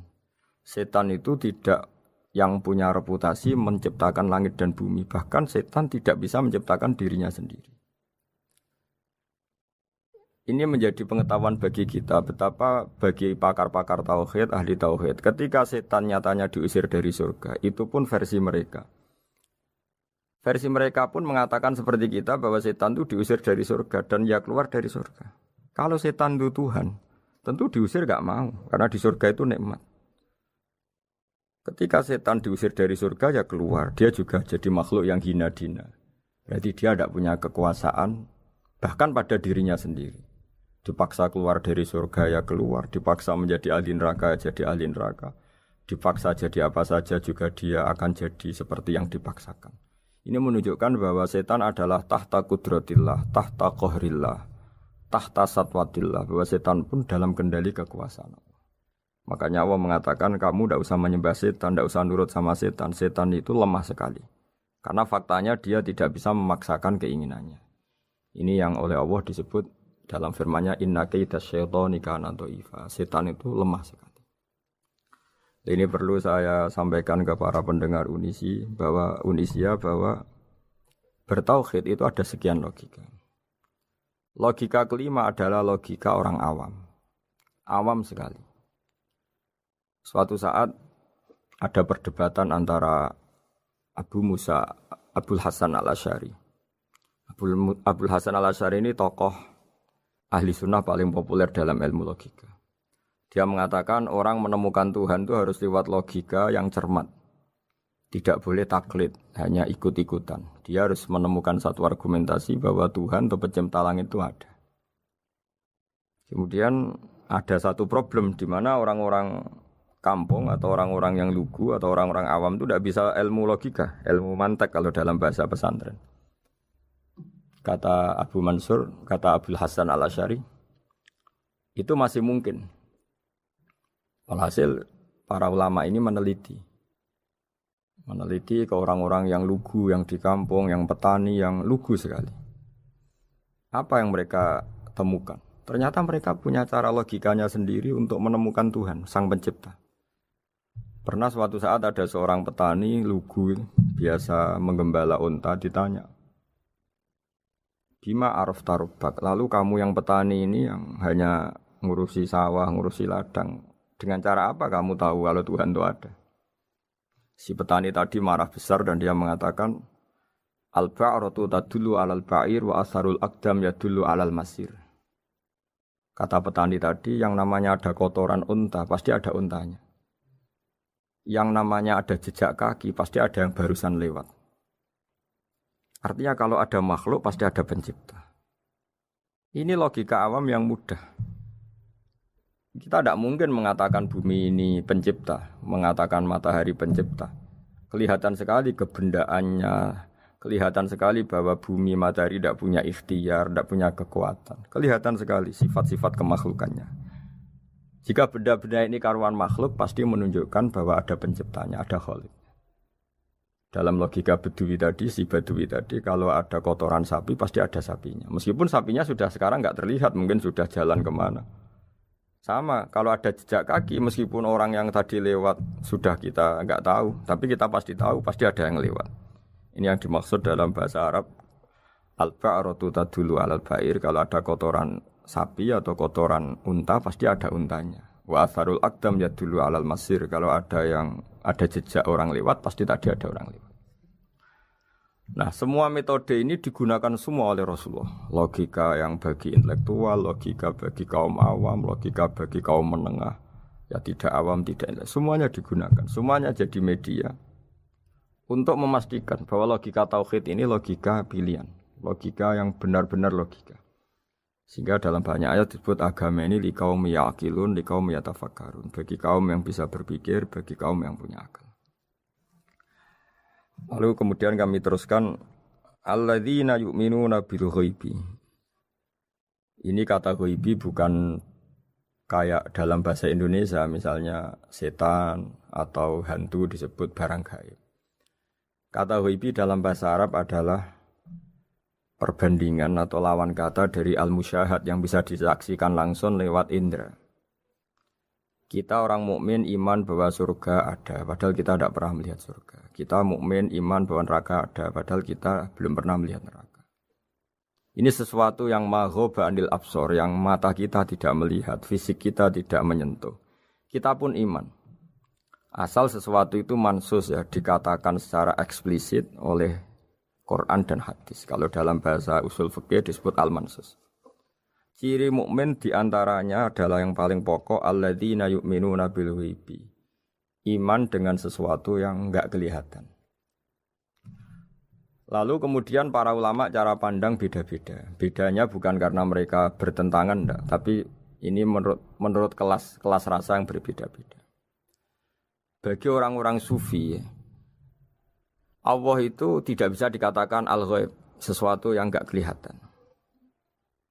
Karena Allah itu begitu jelas, az-zahir. Kata orang sufi, Allah itu zahir. Begitu juga dalam Asmaul Husna disebut Allah itu az-zahir. Begitu jelas. Karena orang yang akalnya mapan, hatinya mapan, melihat satu lemari yang bagus, pasti langsung mensifati bahwa pembuatnya adalah orang yang hebat. Orang yang melihat mobil mewah atau pesawat yang canggih, pasti kepikiran pertama adalah pasti pembuatnya canggih. Sehingga eksistensi pembuat pesawat itu adalah orang hebat, itu langsung tertanam ketika melihat pesawat itu hebat. Bagaimana mungkin seseorang ragu akan kehebatan pembuat pesawat ketika melihat detail-detail pesawat? Pasti langsung kepikiran kalau pembuatnya itu hebat. Memutuskan bahwa pembuat pesawat hebat itu tidak harus ketemu yang membuat, juga tidak harus melihat. Tapi akal kita pasti meyakini pembuatnya itu hebat. Berarti keputusan menyimpulkan bahwa pembuatnya hebat adalah az-zahir begitu jelas. Begitu juga langit dan bumi, matahari semuanya tertata rapi.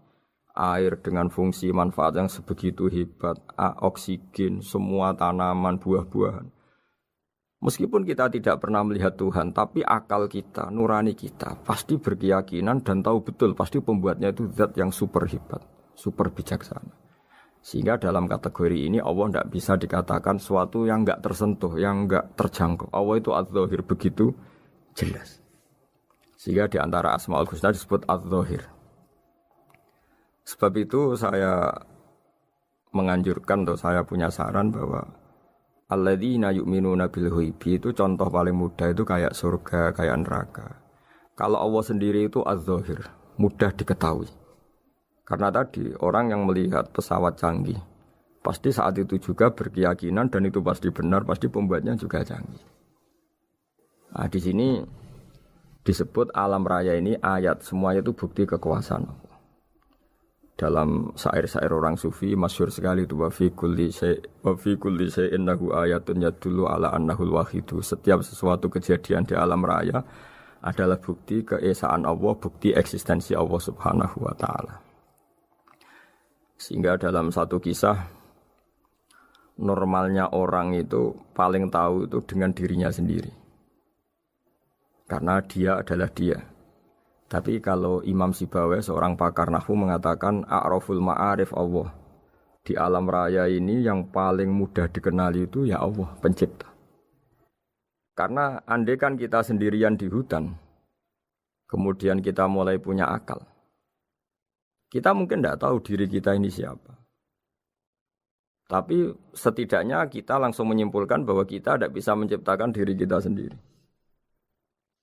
Ketika kita berkesimpulan tidak bisa menciptakan diri kita sendiri, pasti kita terus berkesimpulan ada di luar kita yang menciptakan kita. Nah, sebab itu kenapa sifat mencipta ini yang pertama kali dikenalkan oleh Allah kepada nabinya untuk dikenalkan kepada umatnya. Yaitu disebut Iqra bismi rabbikal ladzi khalaq. Muhammad, bacalah dengan nama Tuhanmu. Sifat Tuhan yang paling mudah dikenali oleh siapapun adalah sifat pencipta. Karena ketika seseorang yakin dia lahir sudah ada bumi, dia lahir sudah ada langit, dia pasti akan tahu bahwa dia ada penciptanya. Sehingga paling mudah mensifati Allah atau mensifati Tuhan adalah bismi rabbikal ladzi khalaq. Terus kemudian di antara ciri orang baik adalah wa yuqimunas shalat. Kemudian beriman kepada yang gaib, menegakkan salat. Kata menegakkan adalah dari kata menjaga aturan-aturan atau sesuai aturan-aturan salat. Kita tahu dalam salat ini ada beberapa syarat yang harus dipenuhi. Misalnya harus wudu, harus suci di tempat yang suci. Terus ada syarat-syarat dalam internal salat, dia harus baca Fatihah, harus tumakninah, macam-macam. Itu eksistensi definisi salat. Kemudian kata berdiri juga diartikan para ulama, eksistensi sholat harus diketahui secara publik, secara sosial. Karena sesuatu itu punya eksistensi kalau jadi konsensus atau diakui oleh publik. Di sini agama mewajibkan sholat jamaah. Kata banyak ulama, jamaah itu fardu kifayah, bahkan ada yang mengatakan fardu ain. Harus dijalankan orang banyak secara massal dan harus di tempat yang terbuka. Sehingga kata para ahli fikih, andaikan ada orang jamaah di dalam rumah tidak diketahui oleh banyak orang, belum mencukupi atau belum menggugurkan kewajiban jamaah. Sehingga eksistensi sholat harus diketahui secara publik. Sehingga dulu Rasulullah itu kalau sholat di masjid dan masjidnya terbuka. Sampai sekarang kita pun menyaksikan semua umat Islam kalau sholat di masjid yang terbuka. Sehingga dunia non-muslim pun tahu bahwa dalam Islam ada ritual, ada ibadah yang bernama sholat. Hikmah kedua dengan cara terbuka seperti ini, sholat itu menjadi gak pernah rubah mulai zaman Nabi sampai kiamat. Dengan tradisi jamaah berarti kaifiyah atau cara sholat ini permanen. Bapak kita sholat ya seperti itu, imam seperti itu, anak cucu kita akan meniru kita ya seperti itu. Sehingga gak ada varian-varian yang hanya berdasar subjektivitas musolli yang sholat. Taruh saja kita misalnya jadi seorang sufi yang baru takut sama Allah atau baru usul kalau dalam bahasa sufi. Kemudian kita sholat sendiri di rumah, mungkin dengan gaya menangis, terseduh-seduh, macam-macam. Ini tentu tidak baik sebagai standar sholat. Begitu juga ada anak atau pedagang yang kesusu atau tergesa-gesa, kemudian sholat hanya sekian, 2 menit, 1 menit. Ini juga agak baik. Meskipun itu boleh dilakukan individu-individu, tapi kalau dalam sholat jamaah, orang harus manut imam, dan ada standarnya, misalnya tumakninah itu biqadri subhanallah, jadi ada ukurannya. Ini penting saya utarakan bahwa hikmah jamaah itu bukan sekedar dapat pahala 27 kalau sendiri, dapat pahala 1 itu enggak. Tapi ini menjaga eksistensi sholat supaya ya seperti ini terus sampai kiamat. Sehingga orang Indonesia atau orang Afrika, orang mana saja, itu ketika haji atau ketika saling berkunjung di negara lain, itu enggak akan kaget dengan cara-cara sholatnya, karena seluruh dunia kaifiyahnya caranya sama. Ini semua barokah dari jamaah. Maka Rasulullah itu enggak banyak ngendikan tentang caranya sholat, beliau hanya ngendikan shollu kama ra'aitumuni usolli. Sudahlah kamu pokoknya makmum saya, nanti caranya kamu sholat sama seperti saya seperti ini. Sehingga kata menegakkan sholat adalah bisa kita tegakkan kalau kita aparat negara ya bikin-bikin aturan supaya eksistensi sholat gak terganggu. Kalau kita seorang kultural juga mensuasanakan sholat dan supaya kefiahnya atau caranya sholat ini benar kita tradisikan jamaah. Sehingga anak kecil ngikuti yang besar, yang bodoh ngikuti yang pinter dengan satu cara. Itu barokahnya jamaah. Sehingga wa yuqimuna sholat itu sholat kita dirikan baik secara personal dengan cara-cara tumakninah, kita suci di tempat yang suci, maupun kita tegakkan, kita maklumatkan, kita jadikan konsensus bahwa sholat ya seperti ini. Sehingga ada khayal-khayal lagi dalam Islam. Misalnya nyuwun sewu ada aliran yang mengatakan Ya kalau Tuhan itu kan enggak bebas arah, bebas tempat. Terus dulu pernah ada orang sesat sholat sampai 4 rakaat 4 arah, alasannya Tuhan itu tanpa arah. Enggak akan terjadi seperti itu. Karena ijma'nya umat Islam, konsensus umat Islam akan menolak faham yang seperti itu. Jadi saya mohon sekali, ini pentingnya jamaah. Dengan jamaah maka caranya sholat, cara meyakini madhab kiblat dan sebagainya terjaga ila yaumil qiyamah sampai hari kiamat.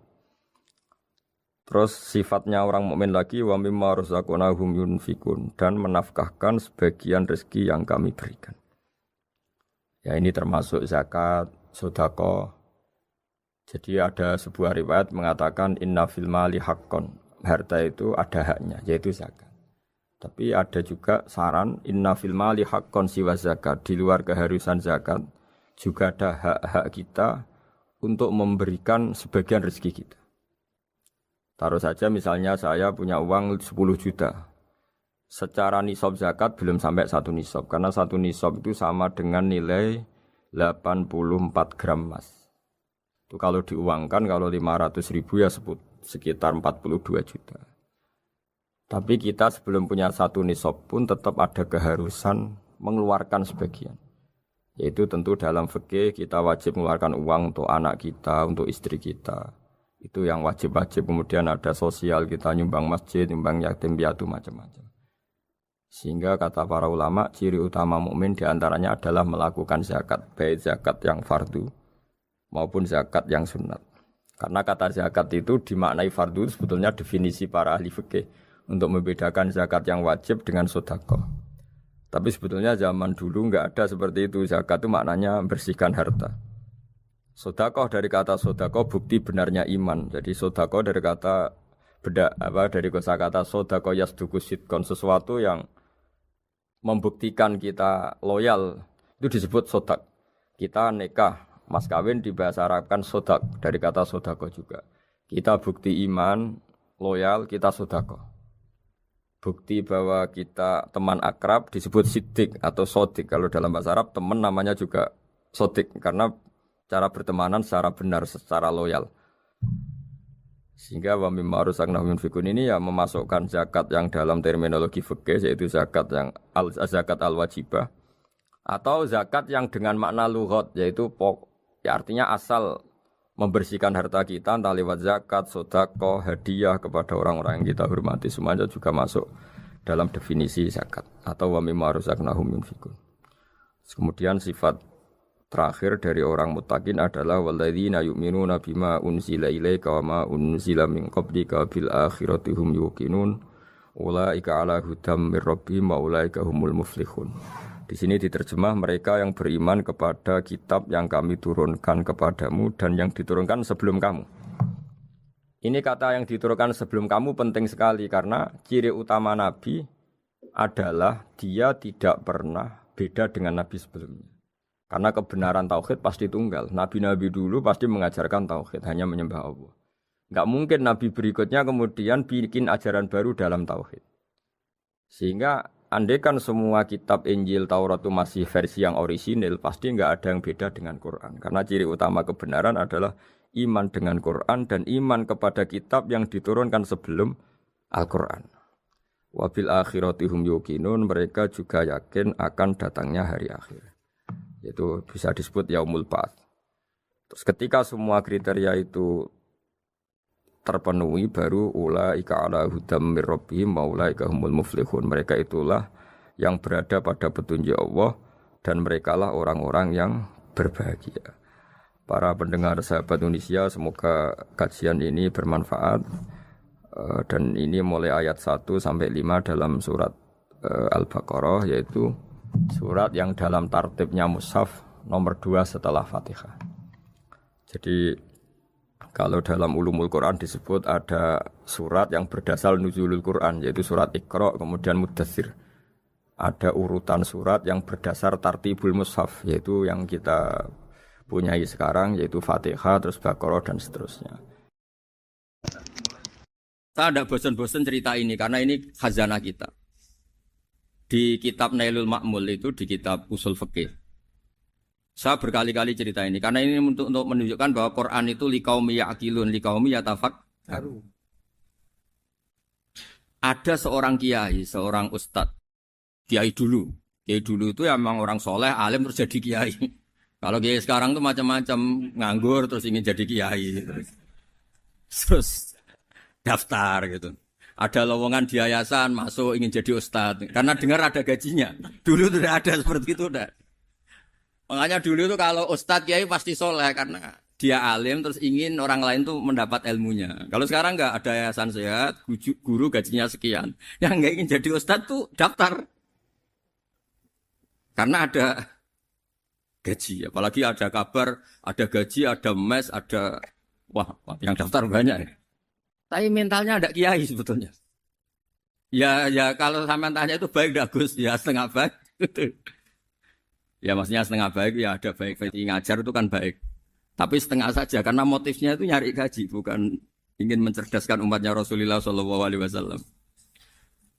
Itu Imam Amudi itu guru matematika. Saya nggak bosan-bosan cerita ini. Guru matematika.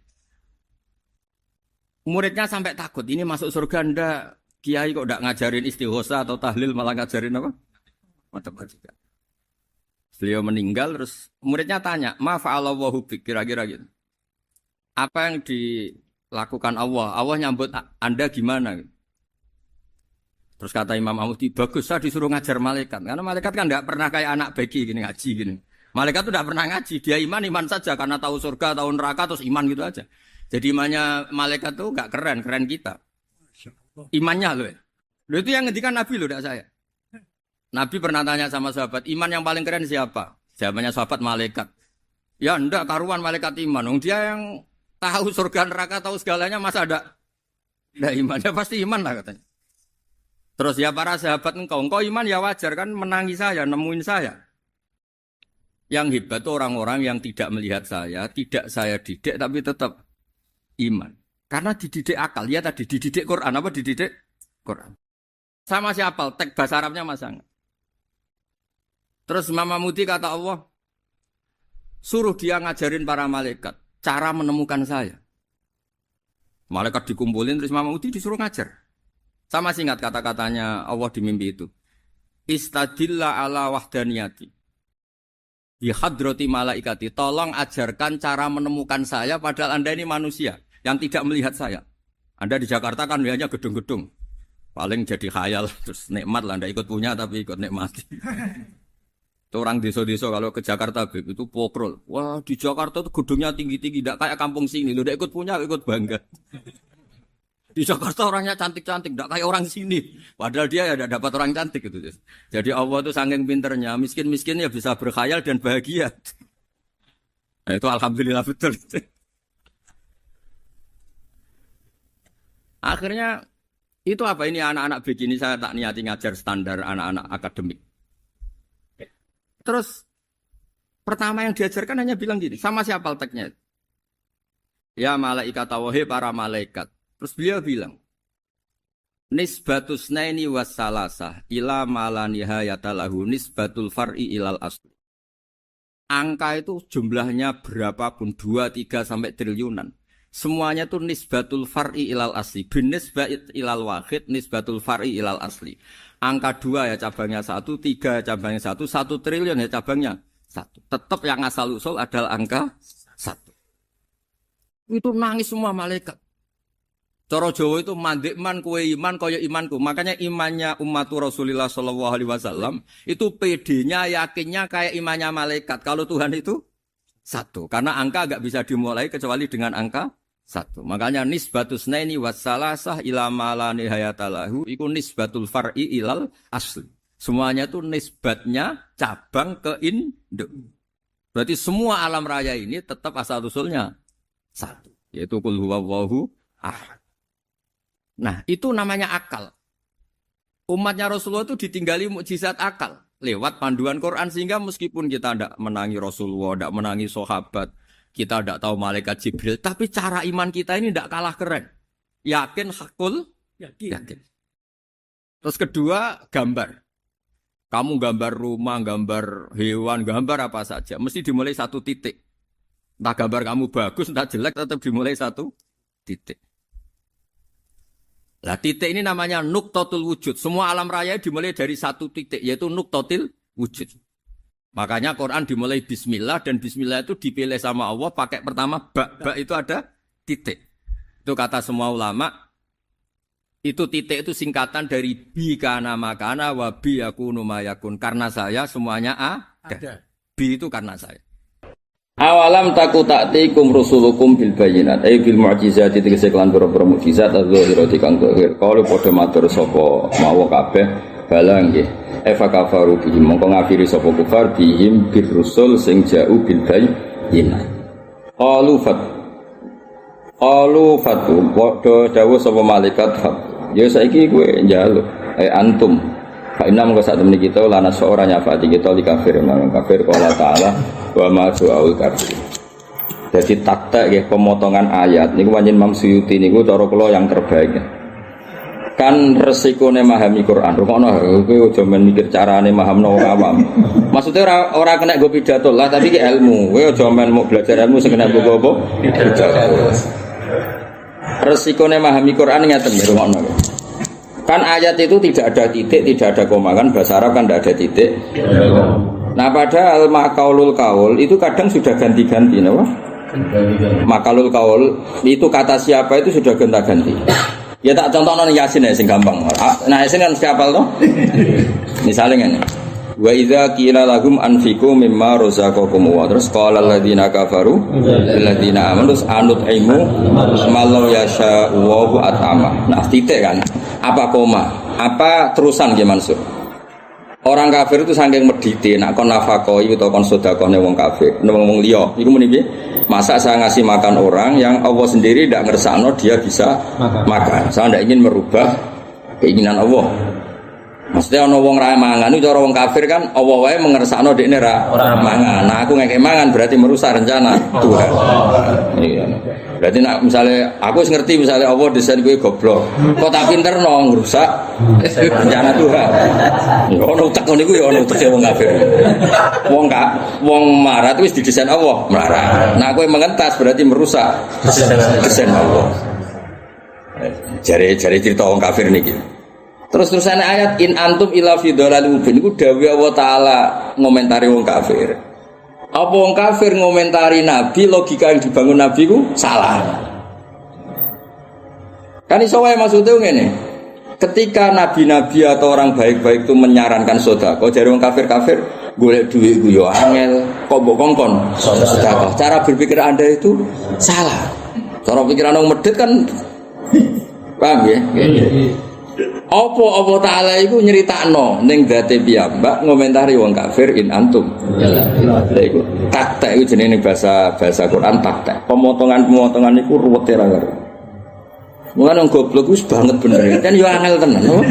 Dadi wong goblok wong top, wong jujur, wong top, wong mau kangelan, wong pinter. Mergo angel tenan. Iku rak padha alhamdulillah rabbil alamin arrahmanir rahim dawuh Allah. Napa? Wes wong roh kabeh nek iku dawuh Allah. Nak saiki iya kana butuh mbok darani dawuh Allah total berarti terus piye? Kepadamu aku menyembah. Masa Allah menyembah makhluke? Wong sing didhawuhi iku makhluke. Iku mulane kula darani setiap mufassir mesti wali, asal ikhlas mesti wali. Mergo yo angel tenan ngure Quran. Akhire Imam Suyuti mau urun ngene tok, tapi ku dadekno ganjaran ila yaumil qiyamah. Semua mufassir cuma kita kan ngajine jalalan jadi ku ngomong suci ora diamuk ta ribet. Nek kalau nate kasuf niku wis layak lah mulang jalalan. Kowe arung tau kasuf, ya ora bakal ya. Ngaji arang-arang njuk khatam. Mengane sok ben nak khatam sing biasa ra teko rasa teko malah lucu napa? Ora ada anggota kok. Malah lucu, malah wong aneh kok. Pembeli. Tidak cara Jawa jadi tutup kendang. Pokoknya sementing ngarep. Ngarep wis kadung ora. Tapi nak tekone hiburan malah kok oleh napa? Hiburan. Nek niate khatawan malah ora oleh. Wong ngarep rantuk kok melok. Nek niate hiburan wis timbang maksiat wis aduk. Penggembira jenenge apa? Nah, iya karena butuh nak arani dewi Allah murni lah kata murni. iku terus ruwete iku faqih faqala Allah li abdihi iya kana budu. Mulane sing bener iku iya kana budu ku dawuh Allah mesti saya ulang lagi. Iya kana budu mesti dawuh Allah. Tapi hikayatan angkau li abdihi, tapi Allah dalam konteks menceritakan kaulan. Mulane Imam Suyuti nakdirno iya kana budu ekul ya abdi iya kana budu. Allah marai kekasih atau marai kawulane, cung kowe saiki wayahe muni iya kana budu. Terus kawula iki muni iya kana budu. Ya berarti ya wis hamba matur ning Allah iya kana budu. Diwarai. Lah langsung Allah ngomong ngendikan ning kawulane iya kana budu, mosok Allah nyembah kawulane. Gak tau mikir ngono to. Serang arah ora kok. Terus mulai dong. Mulai. Ayo jajal ya karena butuh artinya piye? Kepadamu aku menyembah. Iku dawuh sapa? Allah. Terus Allah ngendikan ngono mek kawulane. Hikayat. Bocah kok ora paham. Awas. Wae ini khusuk ora pahaman. Lalu swarga ana. Nah, mulane wa yuqaddaru qabla qauli ta'ala iyyaka na'budu qulu ning tafsir-tafsir. Kowe menawa maknane lafaz iku wis bingung. Dadi mesti wa yuqaddaru lan den kira-kirana qabla qauli ta'ala iyyaka na'budu apa qulu kata qulu. Dadi kok ngene kula ngomong Hasan anak kula atau Mil'al anak kula. Nah, ngomong jenengan bapak kula. Kata jenengan bapak kula ya omonganku. Engkau bapak kami. Omonganku, tapi ngomong dengan anak. Tapi dalam konteks melatih. Terus anak saya menderukan jenengan bapak. Ora kok aku ngukumi anakku itu bapakku. Kowe ngomong kuwi lho, iki lho grup jalanan wong nganggur-nganggur tak omong. Cung, wong tuwa-tuwa lagu bae. Lah kelakuane cek kaya bayi. Ngaji itu wis mau tukaran ya. Wah, wong ngajine jam 11 jam 6 wis teko. Aduh, niate jan dolanan. Tapi ora apa-apa dolanan. Cung, kowe darani aku iku gurumu. Engkau guru kami. Ya wis akhire mbok tiro. Kowe gak tau mikir. Lah nek iya kan nak butuh dawuh Allah taala ning kawulane berarti Allah nyembah kawulane. Yo iku dawuh Allah. Tanggo kawulane. Lah mulane lah Jalalain itu paling sukses gini. Qala ta'ala hikayatan an Yusuf. Qala ta'ala hikayatan paham ya? Jadi yo kabeh Quran mesti dawuh Allah taala, tapi dalam konteks hikayah apa pas Allah qala an nafsi, Allah menceritakan dirinya sendiri. Angel temen kadang. Lha iku pancen ruwet ngaji ku. Mun anak bodho sing rido wae timbang ora iso ngomong, malah ruwet meneh. Paham? Ngomongnya keliru untuk duit tambah keliru.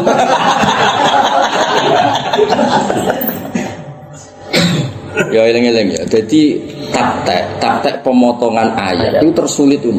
Mulane Mbah Mun sering duka nek nang salah wakaf duka tenan Mbah Mun. Nate wonten yasinan fala yahzunka qauluhum diwaca terus ya itu kok betul. Karena nek terusno fala yahzunka qauluhum Muhammad kamu jangan risau terhadap komentar mereka. Yang isinya komentar itu inna na'lamu ruwet kan? Ruwet. Sing bener iku fala yahzunka qauluhum kamu jangan susah terhadap komentar mereka yang mereka berkomentar Anda ada rasul. Paham ya? Terus Allah menghibur kekasihnya dengan ayat inna na'lam. Wis tenang ae mat, aku sebagai pangeranmu tahu kok kelakuane mereka. Kayak tenang ae tak lindungi. Nah itu harus ditulis wakaf lazim karena inna na'lamu tidak bagian dari qauluhum. Ya angel tenan. Lah terus Yasin ya itu mon rang fadilah Yasin. Fadilah piye wakafe diabrak. Terus ra sambung kan. Kita di selera ilmu, dekne di selera barokah. Ngomong ngono tok tetep disangoni wong dene kiai. Aduh amit-amit tenan. Kene sing tersiksa ki Mansur, kene sebagai ahli wakaf. Wong kula melok nitiki wakaf. Nak rapat berhari-hari. Iki mem iki lah iki nah, tapi kan lagi kok tuh ada berkelas. Walau juga kalau benar, insya Allah baru kayak Yasin swargo. Aku baru kayak wakaf salah hisab. Maksud aku ya mau ngisap wong awame Mas Kiai ini tak ngisap. Lha apa ngisap wong awam? Wong awam salah wajar jenenge awam. Lha iki Saibul Fadilah. Oh tak tuntut yakin. Pokoke sing entuk sangu-sangu tak tuntut. Ora niat hasud mergo ben yo koyo wong pangerten nek entuk sangu mbok yo sinau lah. Fair apa? Fair untuk gaji nak ngantor ya bener. Toko kantor maca koran tanggal 6 Mei ngono kan gak etis. Pidato materi ra disediakno malah wong desa tak omong ngene wis seneng cara kula gak ngurmati umat Kanjeng.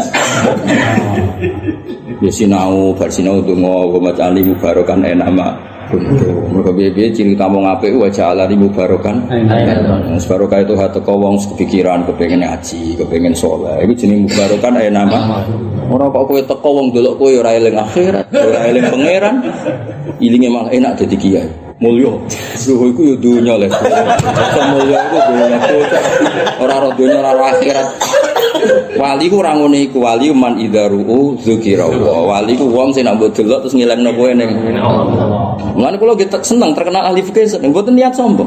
Ben wong terus kepengin belajar halal haram. Ana ning ndi ngomong fikih. Halal. Ben wong terus yo gaya tenan gak lo halal haram. Ora penting kehormat aku ora penting blas. Tapi terus aku kepengen wong lu terus eling piye carane belajar.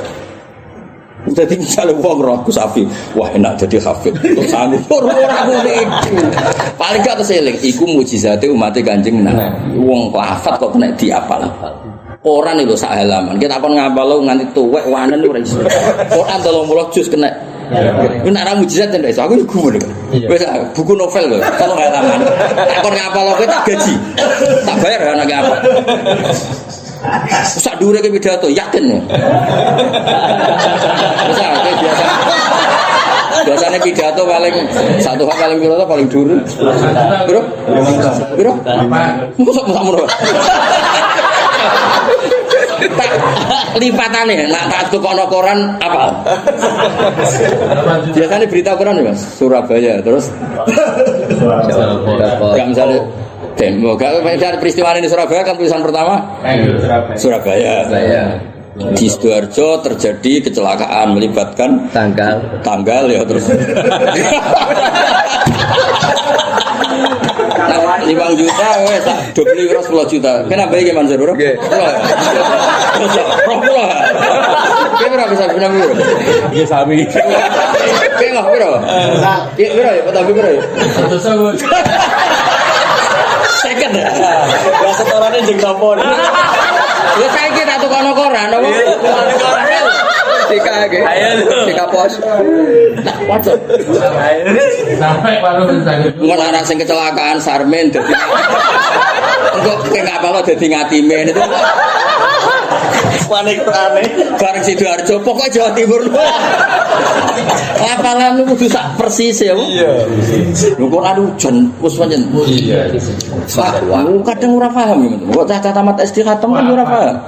Ngono yo fase narabaka ya alamu annaka taqum wa dina min sulusai lail wa niswa wa sulusu wa ta'ifatum minal ladzina ma. Lu apal tenan. Malah saiki model saiki baris keberapa dari bawah. Aku kiai iki kan umur. Baris Mas. Ya kan tekan ya. Baris halaman. Waduh salah. Gua apal khasiat ha. Lha iku mukjizat. Mestine kena wong ngapal Quran luwanya banyu iku roh iku mukjizat kan. Di antara mukjizat iku ana jiluhum fi sudurihim wa fi riwayatin masahifuhum fi sudur. Dhisik iku nyon sewu, rahib Bukhairah iku yo bingung. Bingunge iku Injil kan mudawwan mastur, ditulis dan dibukukan. Lah iku rahib Bukhairah ketika di antara definisi mati Nabi iku ana jiluhum suduruhum. Bagian wasahifuhum sudurum. Pokoknya dadane iku Qur'ane, Injil kalau dulu bahasa Qur'an itu Injil zaman masih orisinal. Ana jiluhum fi suduri. Pikirane wosok. Buarang rahmate Nabi kapit-kapit itu. Luwanya pun anak laris semak lu. Niku ambek omongan mbek kancane ditelepon Mas, langsung terusno Mas. Iya. Iso. Iya, misalnya bar ditelepon kancane kok La Yusuf aku habu la bina nabana fi dolalim gini dulu Yusuf terus telepon kering ngomong terus nana yo La Yusuf habu wah teran tinggal temoni tamu tak kenal dia tamu lho ono sing kepayon sedina ping video yo bala-balamu lho Mas yo pas lari-lari saya kok dok enak cerita aku Pak duitku aku lho sedina kepayon ping video rusak hafid ono kepayon berarti nak video ya isu khatam belum Kalau dulu, isu khatam maksudnya diwaca kabeh gak muncul gak nyala Didum terus kok tampil meneh itu malah tapi jam mana tenan kok 8 jam sakit 8 jam sakit pelaku kabeh tapi kok iso aku dhewe iku jelas gak mikir, nak mikir gak iso. Misale bar duha alam nasra nak wong kitab mikir bar duha opo. Nak wong Quran gak wabrak kok yo bener kok. Wa duha alam nasra wa tiri urut apa? Syaratnya belum terdaftar tuh. Iya syaratnya. Bener ra iso karo. Ayo kiwir kok iso. Iku lho kiye-kiye sing ora hafal Quran, muni yasine mubeng ingkana to. Wae jami'ul ladaina apa? Mukhdur. Komidun balik. Jare sing guri-guri wah komidun men. Awale sese deleng lagi. Faidahum faidahum. Mergo ingkana ila sahata wae faidahum cek komidun. Jare sing guri-guri balik meneh. Ku nak ngapal Quran ra iso, wis langsung mesti bener. Enak.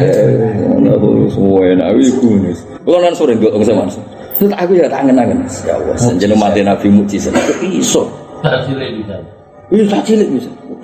Wes, ono sing dolanan HP. Kulo nate. Khataman bocah khataman teng Jawa Barat.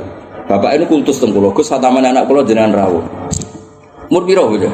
Tamat SD, wis melok paket tamat SD khatam. Kulo teko ora tak pikir ya semaan kaya ya kaya Gus Safi ki Mansur sono ana mikire sithik-sithik jenenge kena ekonomi kok kena ben wae ora ora lah. Jenenge mikir macam-macam. Betul HP, Mas.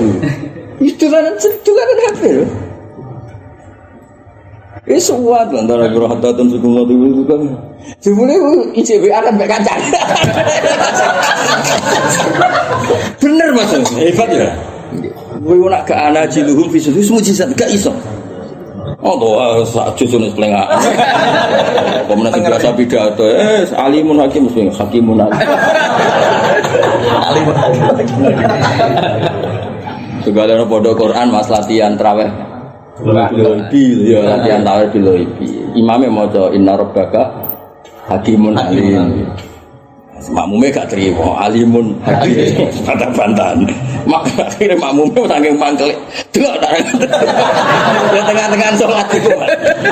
Dari imam, yo delok. Bareng bar debat, ngerti sing bener kan wong nganggo mushaf. Asyik mau di salat iki. Iya ada Mas padahal untuk orang juz. Dan orang juz rakaat kedua. Wah, gedun apa? Terus akhirnya cocok kan kapan-kapan nak salah rasa eling nocak baleni bareng terus kan ngeleng nongkok wae dolanan HP zaman kalau dugi wis tok jus 17 sampeyan kok dolanan wis setara patina sing sama kok murid mulai tim zikir merokok mutasidas itu dolanan nah awak dhewe kan ya tetep cek mikir maksudnya pokoknya kok kula kan rodok paham malah mikir pancen kadang-kadang lane akhirnya tak adem-adem atiku mari kene yo mikir ya kono ora mikir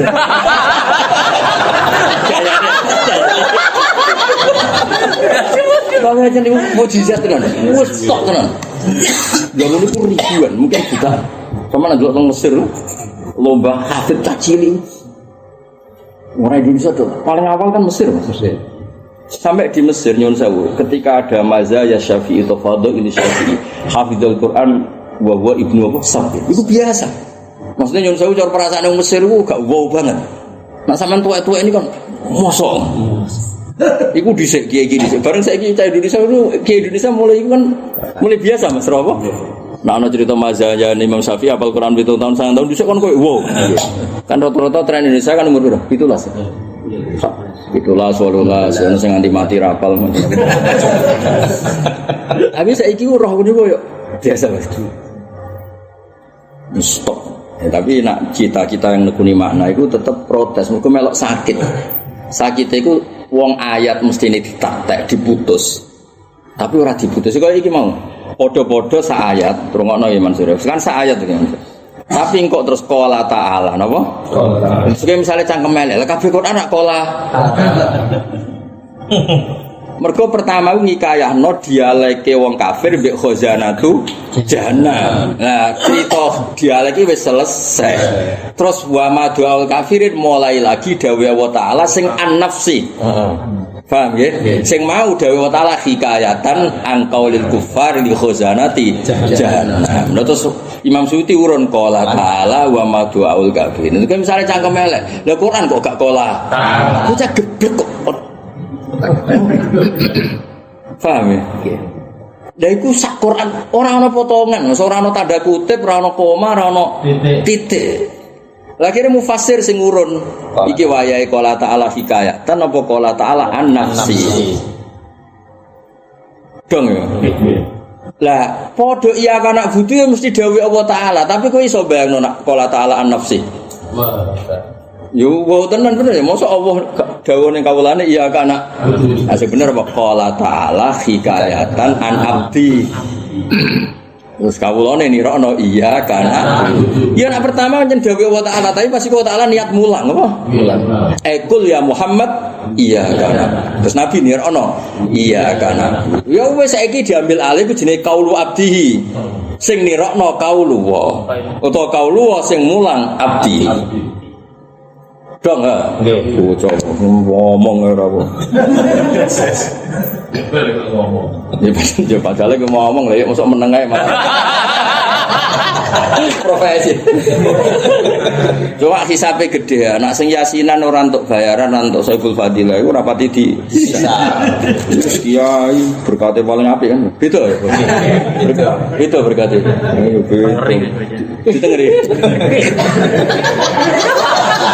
Lu kasut tuh kau. Mau wes iku dari kafadwa yutihi serasa hasil. Aku kiai ini berhak dari orang berhak hasil berapa? Ya jadi ini terus sekolah wa madu al. Lah normalnya kan ditaktek to Mas. Ditaktek gimana? Ditaktek itu dipotong.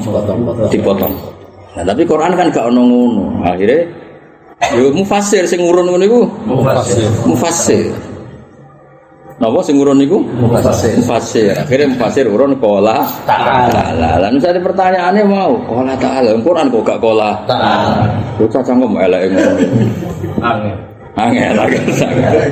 Dong ya. Jadi padha iya kana budu dawuh ulama kabeh iya wa yuqaddaru qabla qaulihi iya kana budu ku. Mergo liyakuna dzalika min qaulil abdi li rabbi.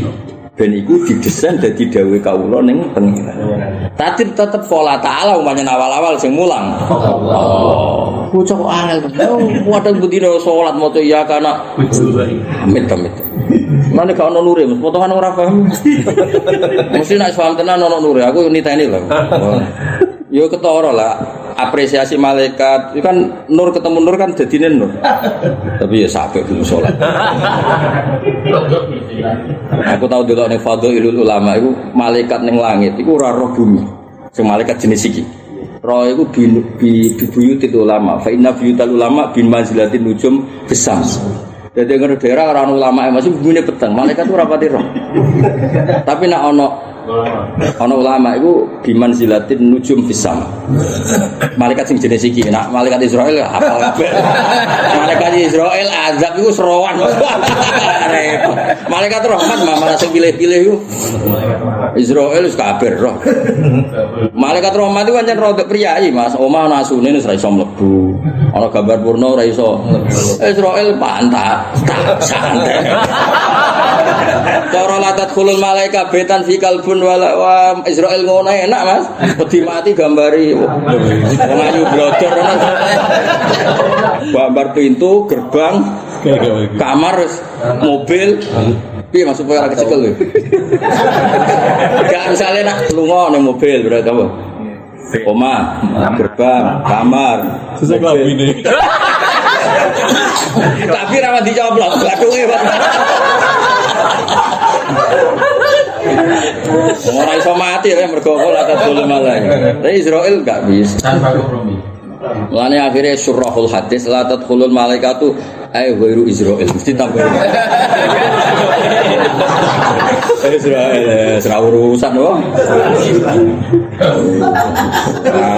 Pelan-pelan.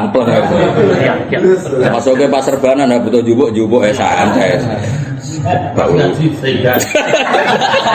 Tapi masa apik malah seneng ya malah apik. Alhamdulillah. Tapi nak malaikat itu ada sing ora delok bumi Mas kecuali delok dawuh omahe ulama. Kalau apa? Fa inna buyutal ulama iku jiman silatin nujum bisa. Mulane nek ana daerah riyen Habib-habib sing alim alama sing kepengin nyafaati umat Rasulullah sallallahu alaihi wasallam rasa Habib Ali Al-Habsyi Sahibu Simtid Duror. Di antara keramatnya kan ada daerah sing nyun sewu cara saiki ahli maasi. Tapi beliau saking sayangnya ra kepengin ahli hadil qaryah disiksa. Napa? Terus beliau masuk daerah situ. Lan ana Habib Ali dadi mahallun nadzarillah napa? Mahallun nadzarillah. Wes akhire mlebu ayat wa ma kana Allah liyu'adzibahu wa wes akhire mulane dawuh Imam Syaroni iku kejegeman gedeng wong alim utawa wali sing ning daerah-daerah sing rapati bener iso wae niate nyafaati. Mergo ketika ada wa anta fihim kan Allah di alasan mengadab. Saiki ana wa anta fihim. Itu sampai segitu. Mergo itu dadi mahallun nadzarillah wae. Sing didelok ya iku. Lah bumi ya padha, bumi iku umpama ora ana sing rukuk meneh, ora ana sing sujud meneh. Allah wis gak ada alasan menetapkan bumi iki wis dadi mahallul adzab. Tapi Allah mempertimbangkan laula rijalun ruk'au wasibyanun rudduhum wa bahaimurut ta'un la sababna alaikumul adzaba sabr.